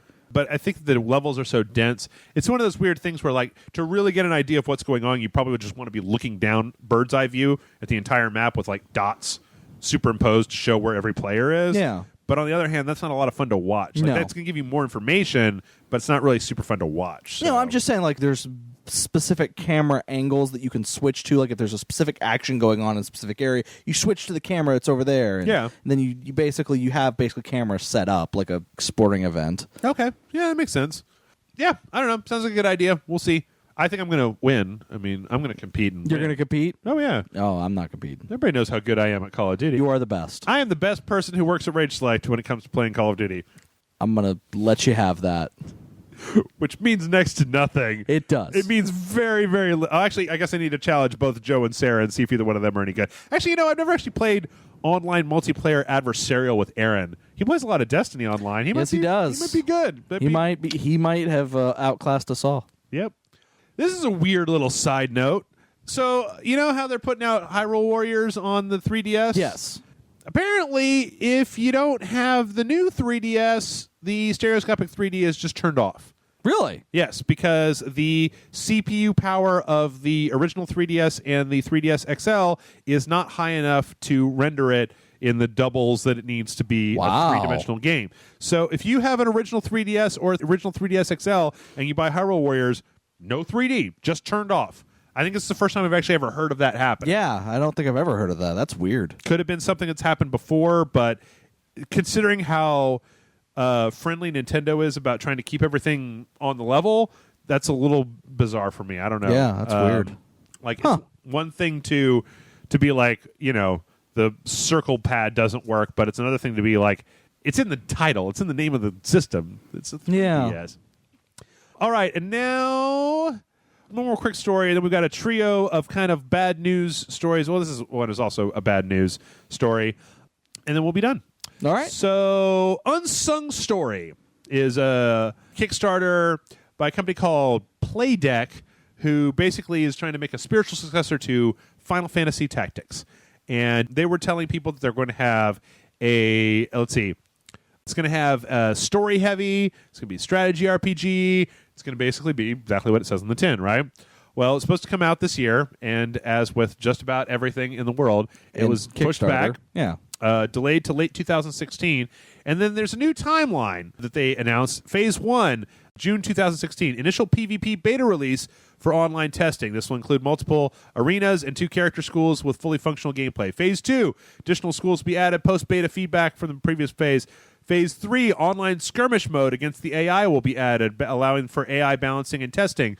Phase 4, while online PvP beta testing is going on, the scenarios for the first 2 episodes will be blocked out and built, and scripting will be adjusted as AI is balanced in the beta feedback. There's more to it than that. But basically, the backers for this Kickstarter are now incredibly pissed off because they're like, we didn't sign up for an online PvP game. We sign up for a single player Final Fantasy Tactics like story. That's what I was actually just thinking. I was like, wait, what? Yeah. So this comes back into yet another question about if you decide to go a different direction during your development, how obliged are you to your backers? Like we've talked about this in the terms of Star Citizen, about switching up the focus of Star Citizen from what it originally was to something else. Yeah. And now here we've got another game where it's like, seems like what they want to do. And maybe they just haven't clarified. Maybe this is something that they added in additionally. This is like an additional like side component. Sure. But on the other hand, if they're just going to turn this into some kind of online game, that's not what a lot of people signed up for. Yeah. So. When it comes to Kickstarters, I tend to like games that have kind of a strong idea of what they want to be. Yeah. And it's pretty much like they just need the funding to finish it. Yeah. That's why I'm tend to be okay with those kind of things. As opposed to like, this is our idea. Help us make this idea. We haven't done any work ahead of time. Right. You know, it's like that Austin Company one that we did. Were you on when we covered that? Maybe. It was like the guys went into the shop. The two ladies go into the game store, and there's a bunch of guys in there, and it's a bunch of ex-BioWare people that were doing a Kickstarter, and they shut the Kickstarter down because they basically just had a few pieces of concept art, and it was very hazy what they were doing, you know? Yeah, no, yeah, exactly. Like, I don't like those because, again, when you're at that stage, anything could change at any time. With Kickstarter, you're saying this is the game we're promising that we're going to make. Right. And if you fund it, we're going to make this game. And so that's why I tend to look at Kickstarter and look at games that are like more fleshed out. Like, I actually kind of like the Kickstarter for the Battle Chasers game because from what they showed, they already had the game in development. They were already working on it. That game looks pretty solidly laid out. Yeah. Like, not the sort of thing that's going to change.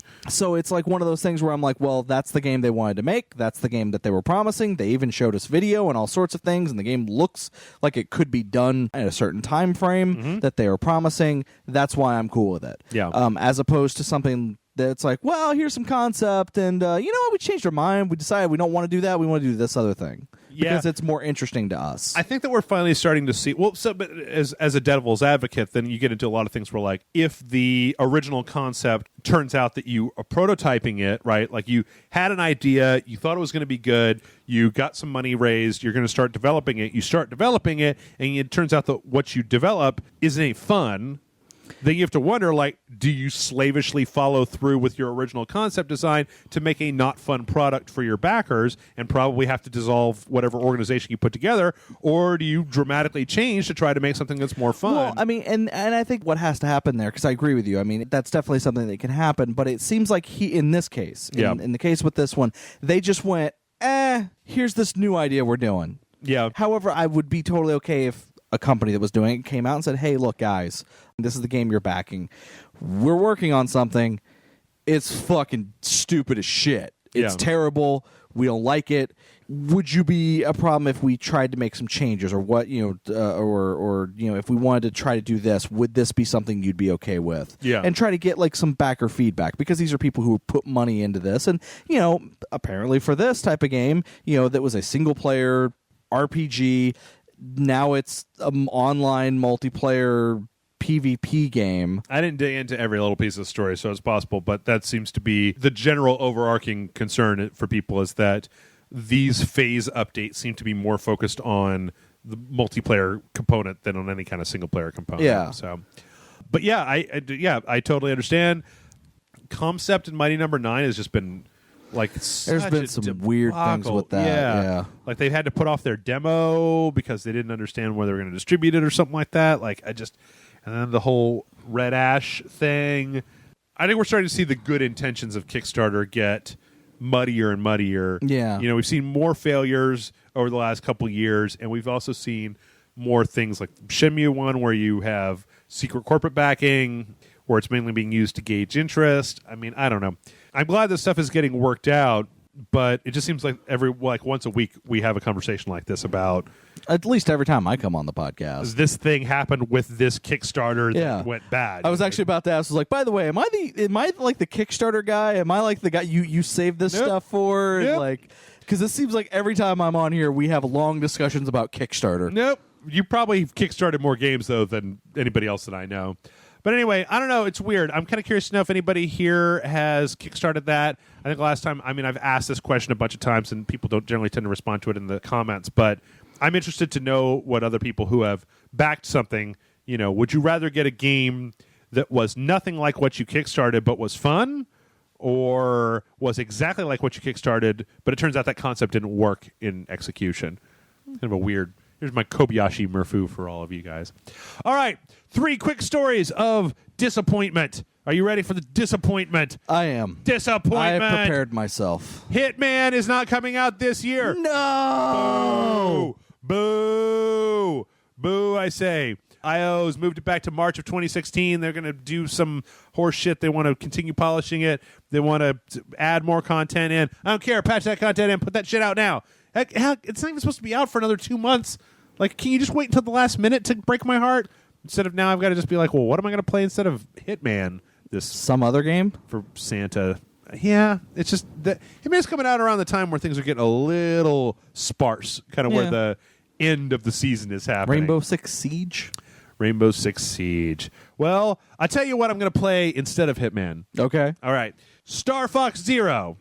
No, you're not. Oh, no, wait, I'm not. Because it's also been delayed until 2016. Boo. What's also fucked up about it is from what I read, it Boo. said winter 2016. Boo. Really? Or in something I read, it actually said like winter 2016, and it was like, wait, what? Like they're pushing it back that far? Doobie-doobie-doo.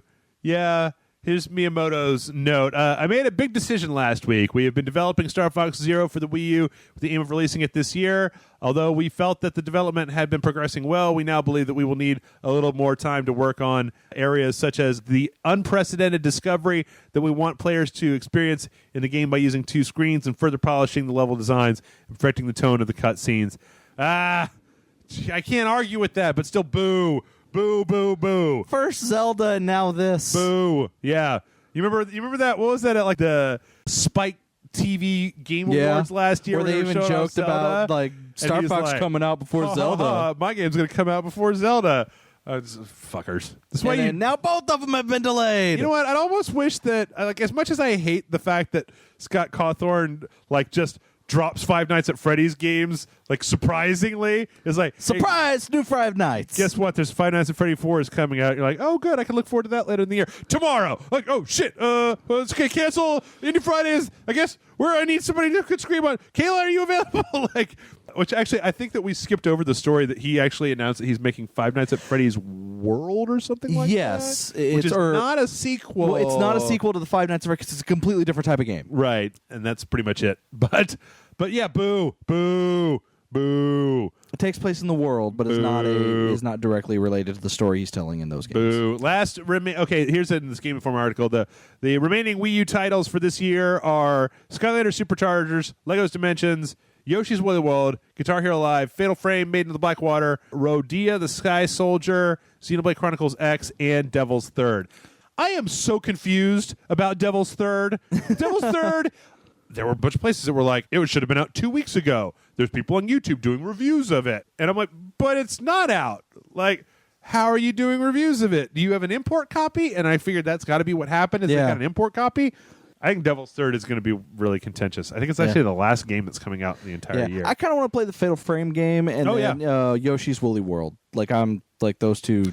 I was looking at the schedule for the rest of the year because I'm trying to start getting ready for the holiday crunch time. And I saw Yoshi's Woolly World, and I was like, I should let John and Amanda do that dojo by themselves. Either that, or I'm just going to lay on the floor and drink whiskey and from time to time look up and be like, is this yarn dinosaur still fucking whatever, your mom? And then just like fall back asleep again. You guys can be like, anyway, so the delightful mechanics of Yoshi's Woolly World are so wonderful because I'm down. Boy, I could not give a shit about the game. Fatal Frame, on the other hand, I'm actually really sad because Fatal Frame is coming out like the same week as Halo 5 or something like that. In October? Well, yeah, I would hope Fatal Frame would come out in October. That'd actually be the perfect time for it. Like, I was actually thinking about, like, because I was talking with Grant about if we're going to do the Asylum this year, because the week of Halloween, I believe, okay, let me just check here real fast. Let's see, Maiden of the, there's 2 Maiden. October 22nd. Yeah, okay. 1 day before Assassin's Creed Syndicate, 5 days before Halo 5 Guardians, 2 days after Guitar Hero Live and Sword Coast Legends, And what the fuck, man? Why are you burying this? Put it out now. Put it out in the summertime. I can't believe I keep having to say this to developers. It's a port, right? It's probably already done. Either put it out in the summertime when there's nothing out, or if you really want to put out Fatal Frame this year, put it out in the middle of like December. Put it out December like 17th or something. But it's a horror game. It's got to come out in October. But for Halloween. Yeah, but that's great that you want to put it out during the Halloween time. It's between Guitar Hero and fucking Assassin's Creed and Halo. You can't. It's gonna like nobody's gonna. Okay. I'm still surprised that there are people kind of excited for the Guitar Hero game. And WWE 2K16 as well. It comes out the same week as Halo 5.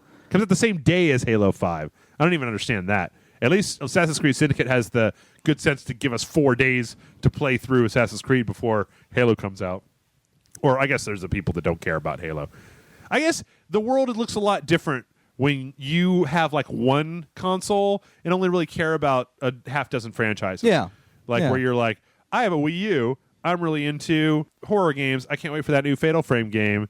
I don't care about Assassin's Creed or Halo.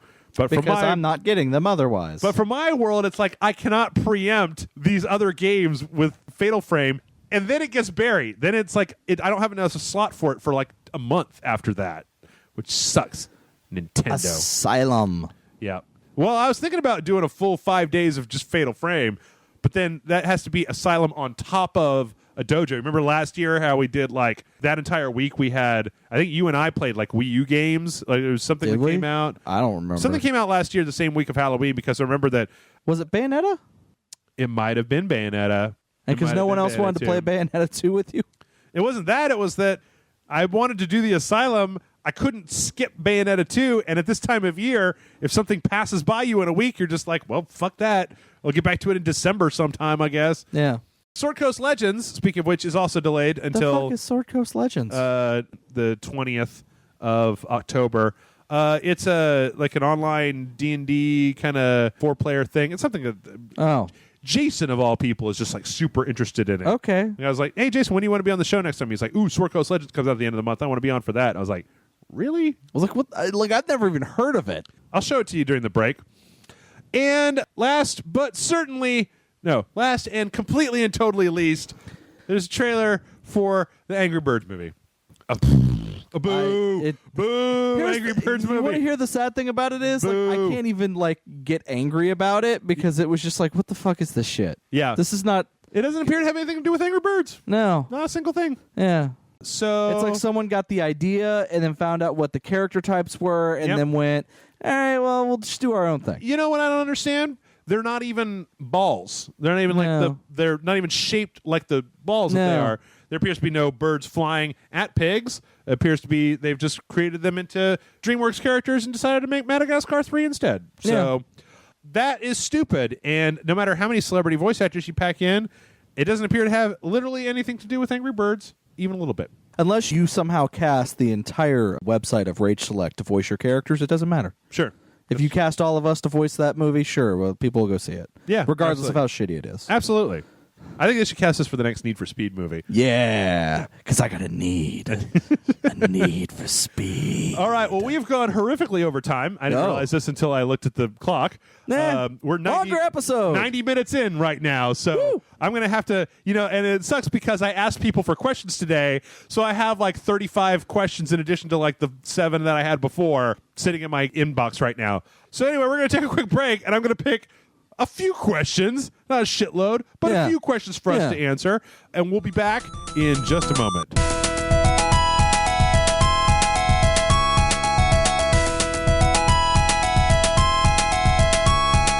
And we're back. And I just remembered that we have one more trailer to talk about before we can continue. I forgot because it was the Persona 5 trailer that came out right after Nick and I got done recording last week.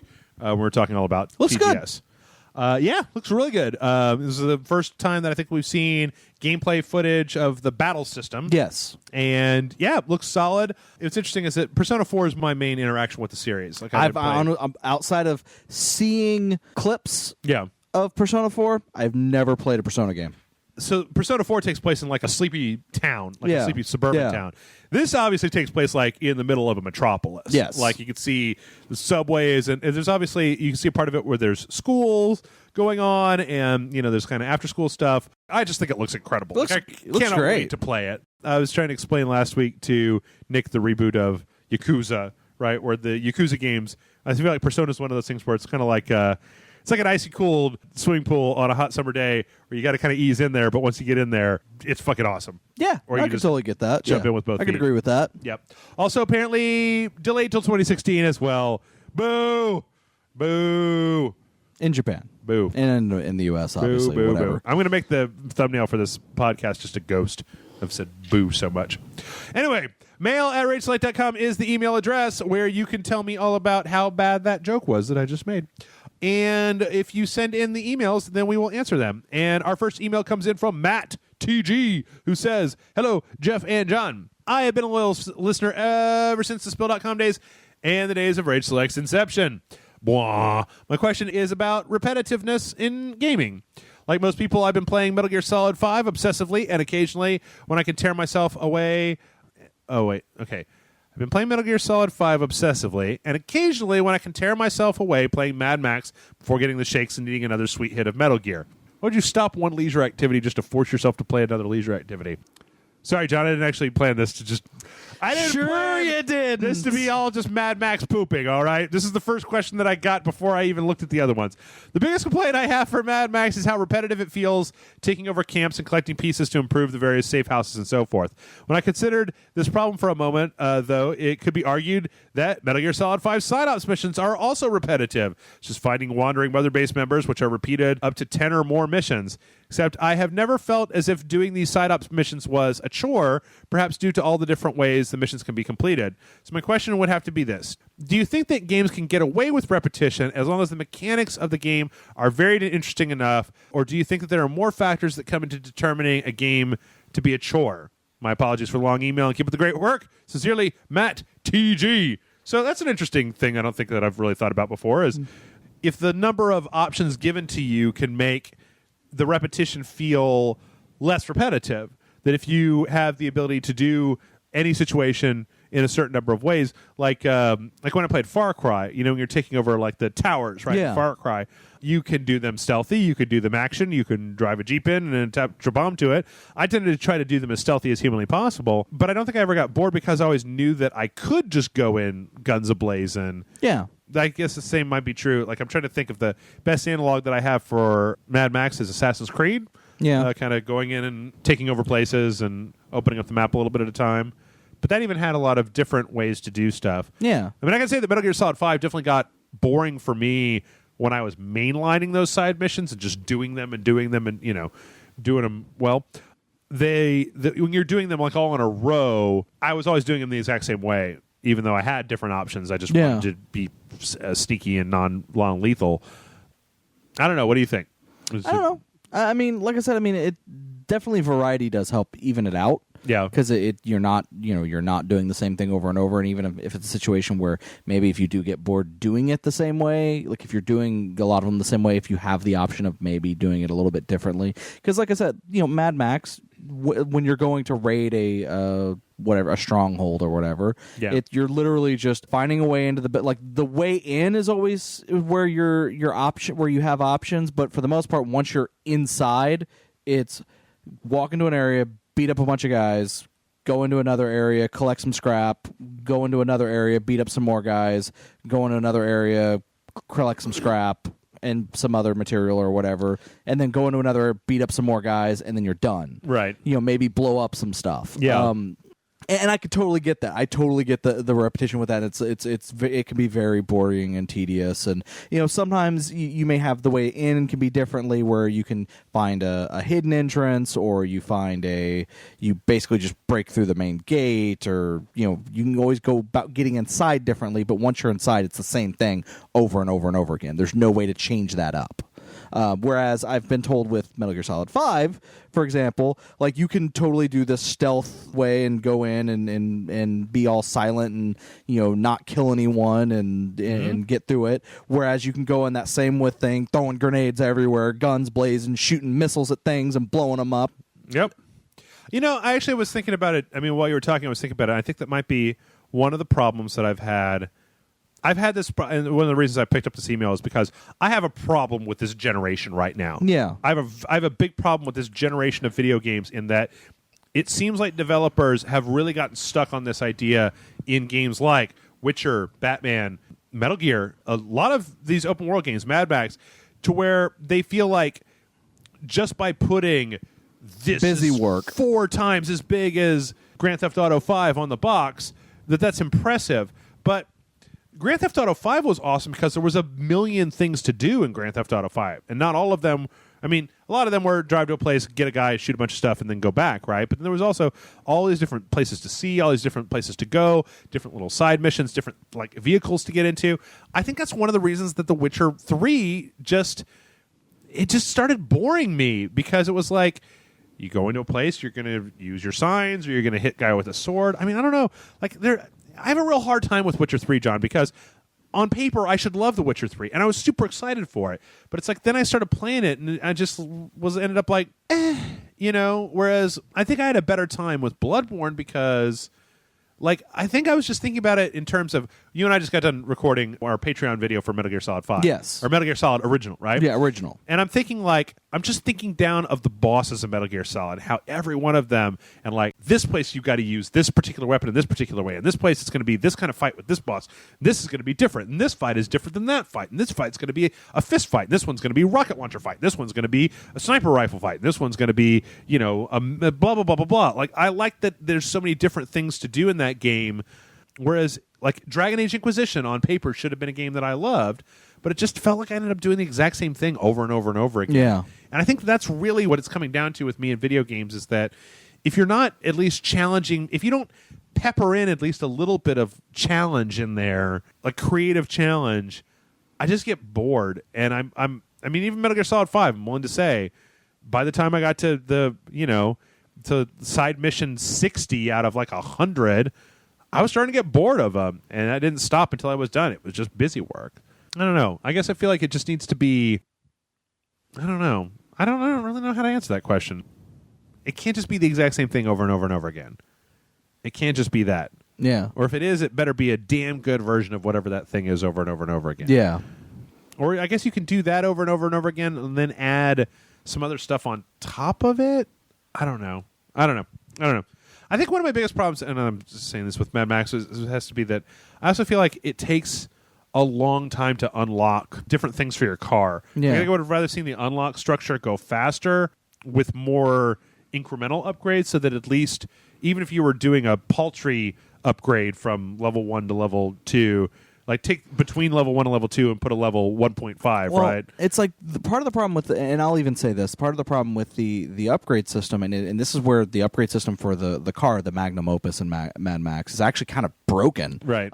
Is that most of it is dependent on lowering your territory's whatever level it's called. Oh, the threat level. Yeah, where you're like knocking down. If you have to, basically, there's a lot of them that are locked behind a wall of lower this character's threat level or this area's territory's threat level. Right. Whereas there are some things that are locked behind story structure. Right. So because I'm the type of person that I am, and I went, okay, I'm going to lower this territory to 0 before I move to the next territory. Right. And I did that. I got access to better equipment than stuff that was like, it was like this item. It's like you have 5 items. Right. 1, 2, and 3 are unlocked normally. 4 is locked by a story mission. 5 is unlocked by getting everything down to 0. Right. 5 is the best. Right. I've already unlocked it. Yeah. 4 is still locked by the story in my game. Yeah. So it's like, why would you do that? You just did it so that I now have the best equipment, but some of the equipment that I wanted, I can't get because it's locked behind a story. Yeah. Because they don't want you to 100% one area and then move to the next and then 100%. They want you to play the story and then gradually over time eliminate all the areas. Right, right. Which that doesn't work to me. in my mind, because once I leave an area, I have no fucking reason to go back. Like, even if they make a story reason for me to have to go back into that area, it doesn't work. I don't know. I've tried real hard with that game to make it work. And like I said, I like it because I find the car driving cathartic. Right. I also find the finding war boys and cars along the road and like actually getting into car battles. I actually find that very enjoyable. And because I like that so much, that's why I've actually enjoyed the game as much as I have. Yeah. But it does have problems. Yeah. It does have some major problems. Like I have legit issues with the game, but they don't outweigh the things that I like about it. Sure. So and as always, it's a to each his own type of thing, right? Yeah. Anyway, next question comes from Rosal. Rosal. Okay. Who says, "Where do you see gaming in 20 years? Going from games like Super Mario, Zelda, and Donkey Kong Country, or Donkey Kong, to now playing Fallout, BioShock, and The Last of Us, I'd say video games have made a huge jump. Will there be a day when we could literally do anything and everything in a video game? And in 20 years, what's a game you dream to play? Thanks for everything you do. Rage on, Rosala." 20 years. That's a long time. it is a long time, and I have no idea. Trying to think, what was gaming? We've already gone to places this year in video gaming that I never thought we'd go to, that I don't even want us to go to, and we went there. Let's see. What was 1995? I mean, the second you make a shower with your dad simulator, I'm fucking done.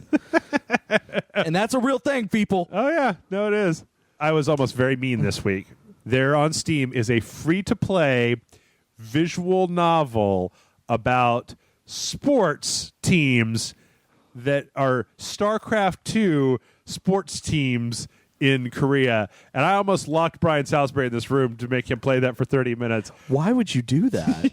Because I'm quitting smoking. And if I'm going to be upset, then everybody's got to He's going to murder you if you did that. Not if I murder him first.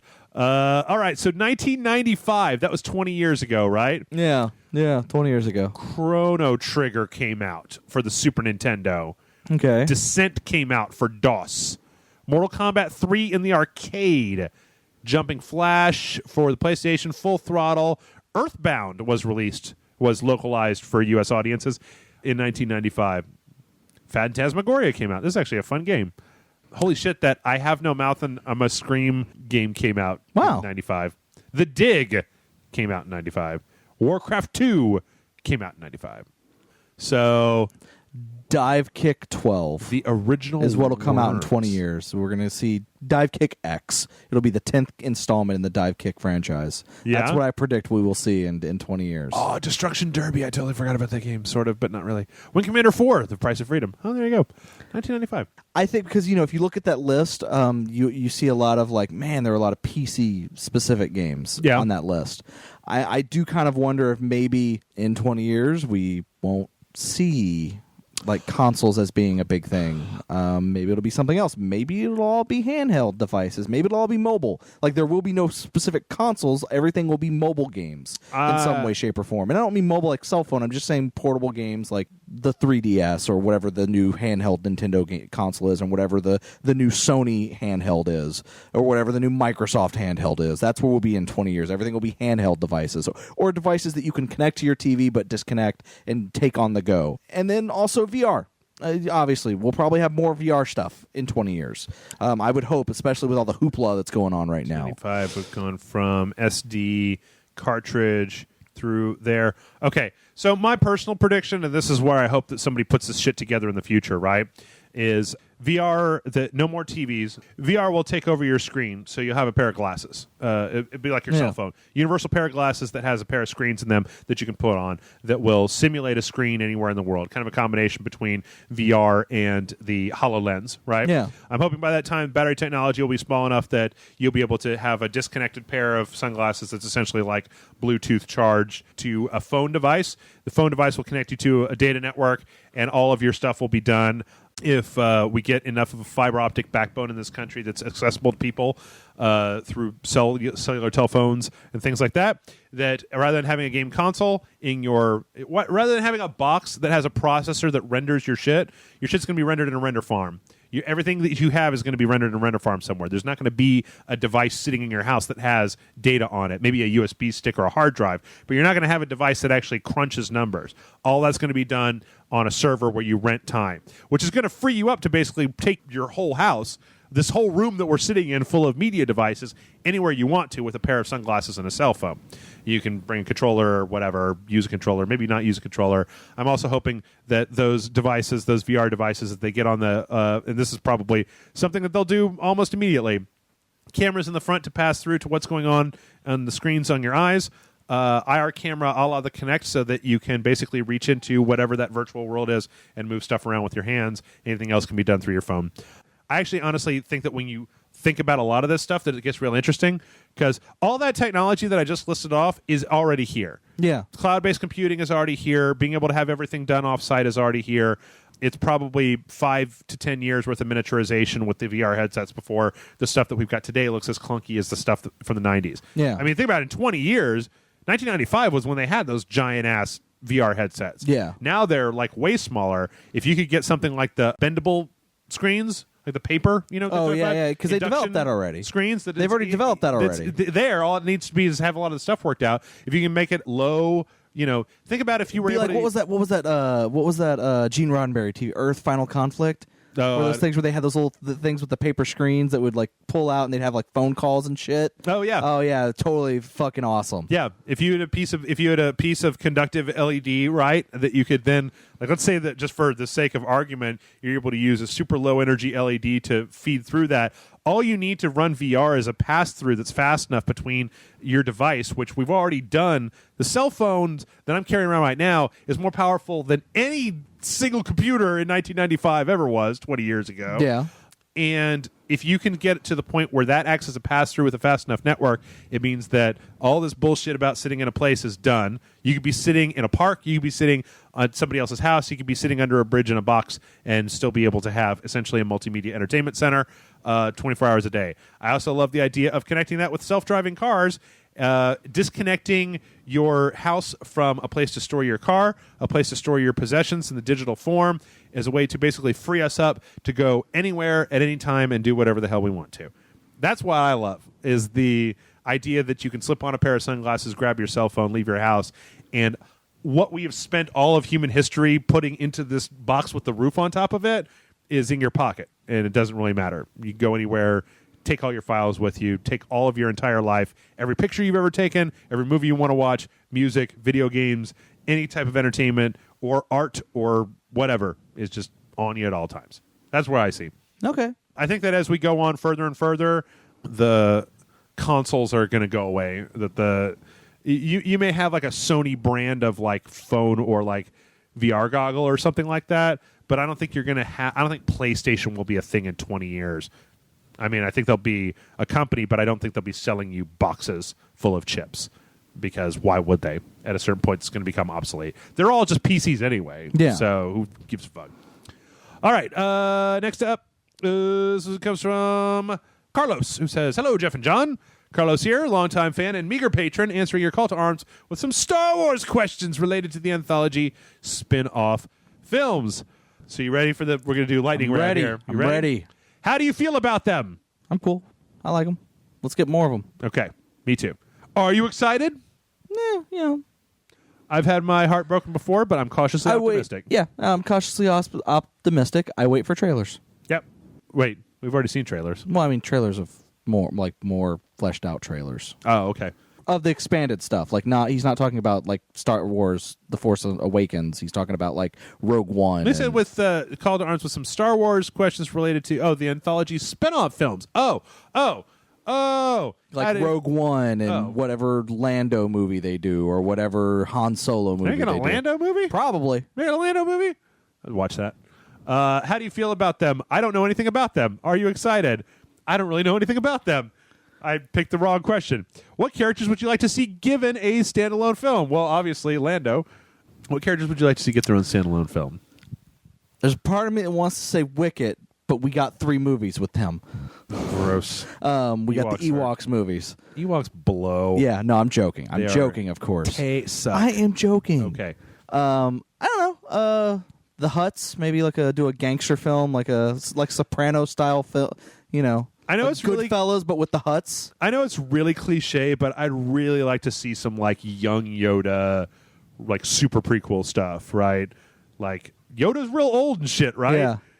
Seems like Yoda should be better at being a Jedi in the prequel trilogy than he is if he's that old. Also, Captain Penis Head's backstory. What am I talking about prequel trilogy, people? You come to go into the original trilogy. But yeah, I think there's also going to be a Boba Fett movie. Boba Fett. Give me a Bosk movie, man. That's what I mean. IG-88, man. Bosk and IG-88 having adventures, a buddy cop thing. Yeah. Yep, they're out there. I want to know... you know what I want?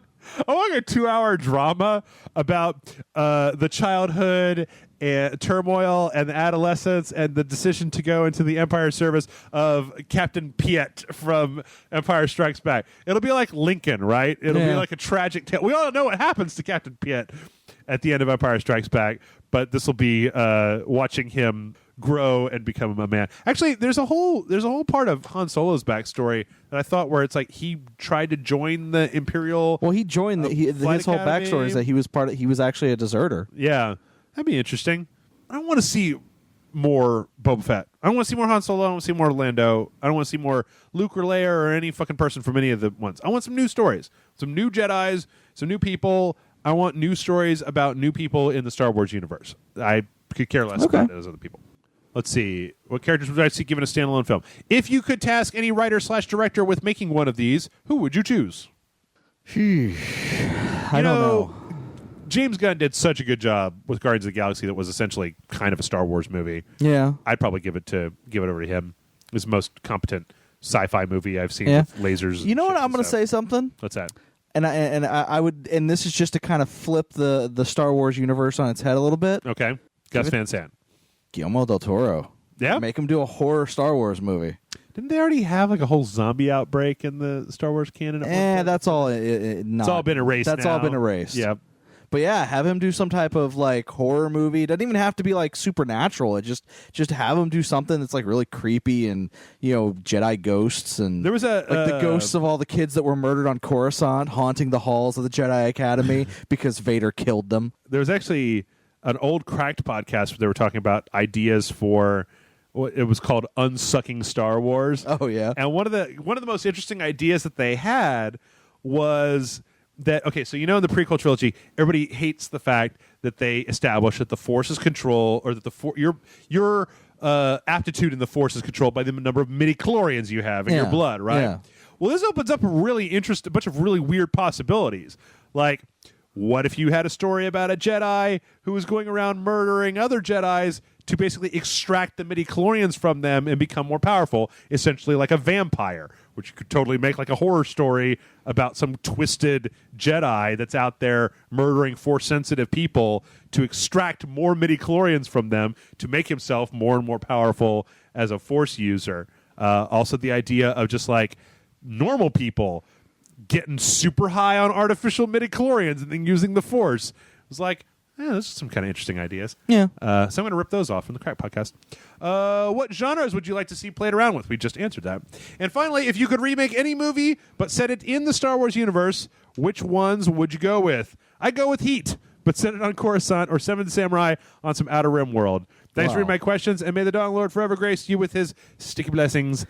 Carlos. We technically already got Seven Samurai. Well, yes. It's kind of the original Star Wars movies. No. Were a little bit Seven Samurai-ish. Oh, okay. That was Castle? Yojimbo? Yeah, Yojimbo, yeah. I don't know. I wouldn't mind seeing like an Ocean's 11 style thing done. Sure. On Coruscant about them robbing the Empire or something. Mm-hmm. Yeah.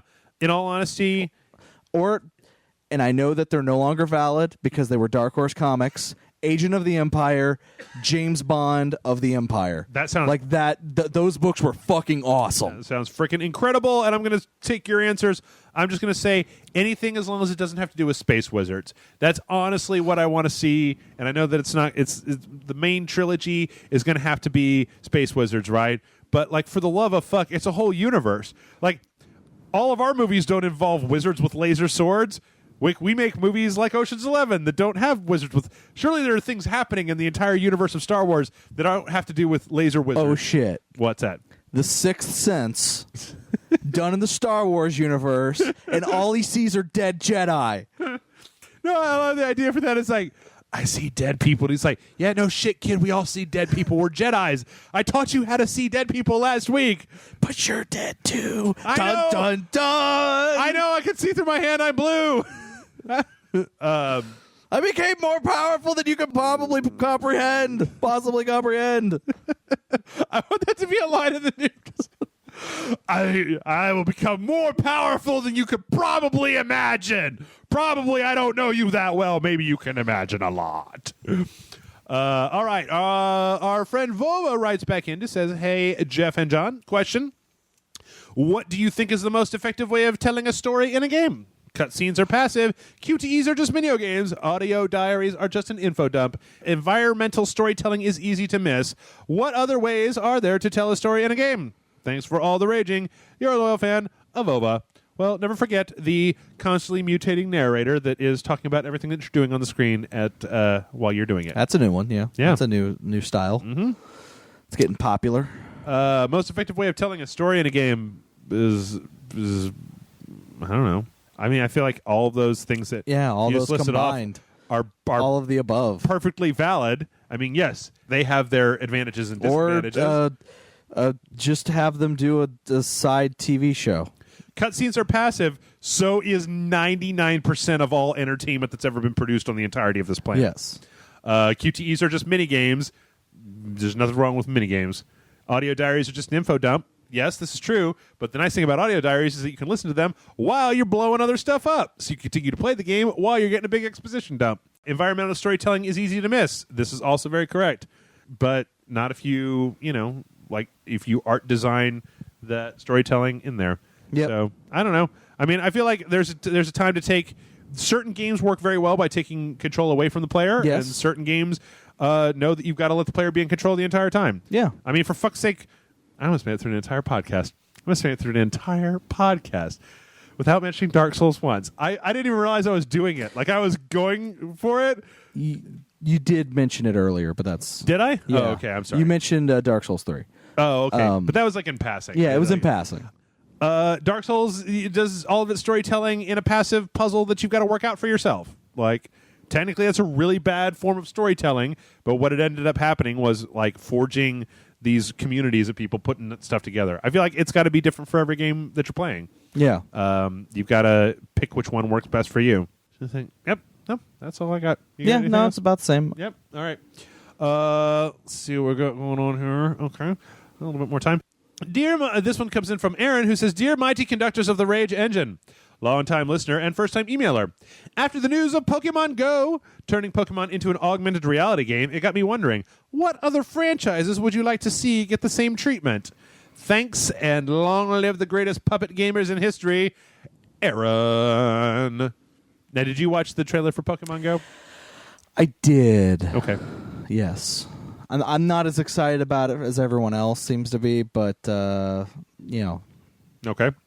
I'm not a huge Pokemon person. Like, I've played the games. I've tried to get into the games. Sure. Every one of them I play for, like, obsessively for maybe, like, a week, and then I just, like, okay, I'm bored with this. I'm moving on. Oh, yeah, I don't give a shit about Pokemon. I've made that abundantly clear.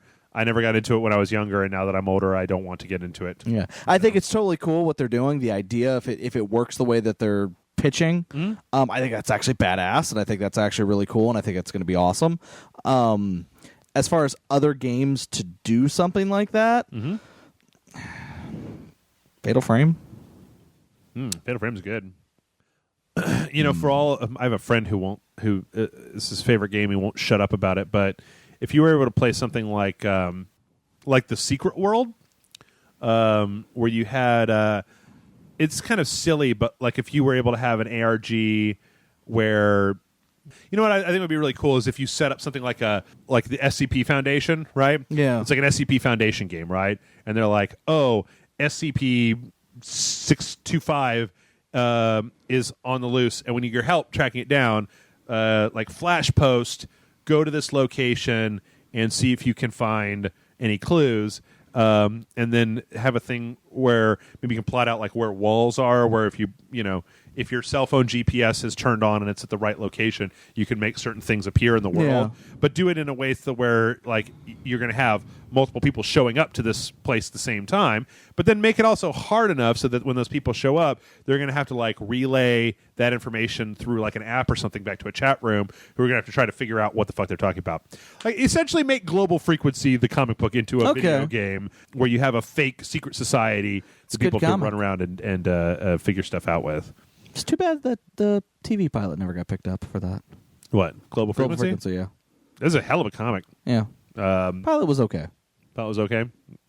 Honestly, though, if you ask me for reals, what I really want is either Call of Duty or Halo 5 to be an ARG, because I want to be able to walk down the street and see a bunch of either frat dudes or like sweaty nerds or something running around pew-pew-pewing at each other with their cell phones in real time, because that would be hilarious, because then I could laugh at them. It would be most entertaining. Yeah. Because I got news for you. I'm not going to leave the house to go see what's going on with my SCP Global Frequency game that I just made up. Yeah. But if I'm walking to get a taco or something and a bunch of people roll out into the middle of the street going pew, pew, pew, pew, and then cars honking, that would be hilarious. I don't know if that's how it ended up going, but yeah, it would be hilarious. I mean, I don't want them to get killed, but I think it'd be hilarious. Do you remember the trailer they had for that? Like, it was a first-person shooter you play with your cell phone? Yeah. And there was a bunch of people, like, in the middle of, like, a downtown area, like, hiding behind stuff and shooting at each other. It was awesome. Yeah. Anything to make people look stupider in public is great. That makes me look cooler by comparison. Where women are like, at least he's not ducking behind columns going pew-pew-pew at people. All right, we got one more question, and then we're done. This comes from Diego, who says, "Hello, Jeff and John. Are there any games that you ended up thoroughly enjoying that you only played because of your show? Games that you wouldn't normally have given a second thought to? Or games that you absolutely hated for the same reason? Love what you guys do. Loyal patron, Diego." I think a lot of those, for me, are super awesome video game show games. Yeah. A lot of games I never would have checked out otherwise, and either thoroughly enjoyed or thoroughly hated, or vice versa. Like recent memory is the Layers of Fear. Yeah. Fucking love that game. It's actually really, really good. It's not finished, and that's why it's in early access, and that's why we did it on Super Awesome Video Game Show. But it was really badass. Mm-hmm. I really like it. I'm trying to think if there was any. See, it's weird. Last year, I don't know if I would have. I probably would have eventually gotten to it, but I don't think I would have gotten Shadow of Mordor on the first day that it came out if I didn't have to. Same with Wolfenstein. Those are my two big what the fuck games, right? Westerado. I played a lot of that. I'm actually just looking at my shelf and trying to think about stuff that I have been pleasantly surprised by. That I played. I mean, we do Indie Friday, right? We've done a lot of that. I probably never would have played Invisible Ink if it wasn't for Super Awesome Video Game Show. That's a really good game. Let's see here. Did you ever play any more Dropsy? I never did. I want to. I haven't fully thrown it away, but I'm trying to get through Soma right now. Yeah.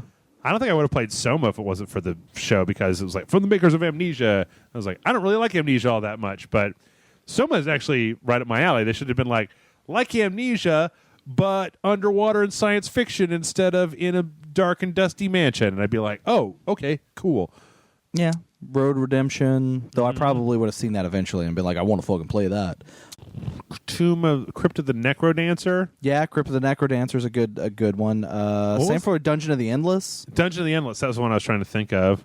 I'm like going through all of the old episodes now, trying to see. Yeah. Oh, there's last year. Oh, no, wait, that's just Sunday streaming for SCP Containment Breach. I would never have played SCP Containment Breach if it wasn't for Rage Select. That's last year's. I'm actually looking right at last year's. Was it Sunset Overdrive? That's what it was. Oh, I wanted that one, so I wanted to play that. I think we played Bayonetta 2 and then Sunset Overdrive. But I wasn't the one who played Sunset Overdrive with you. You played it with Brian. Oh, shit. Yeah, I did.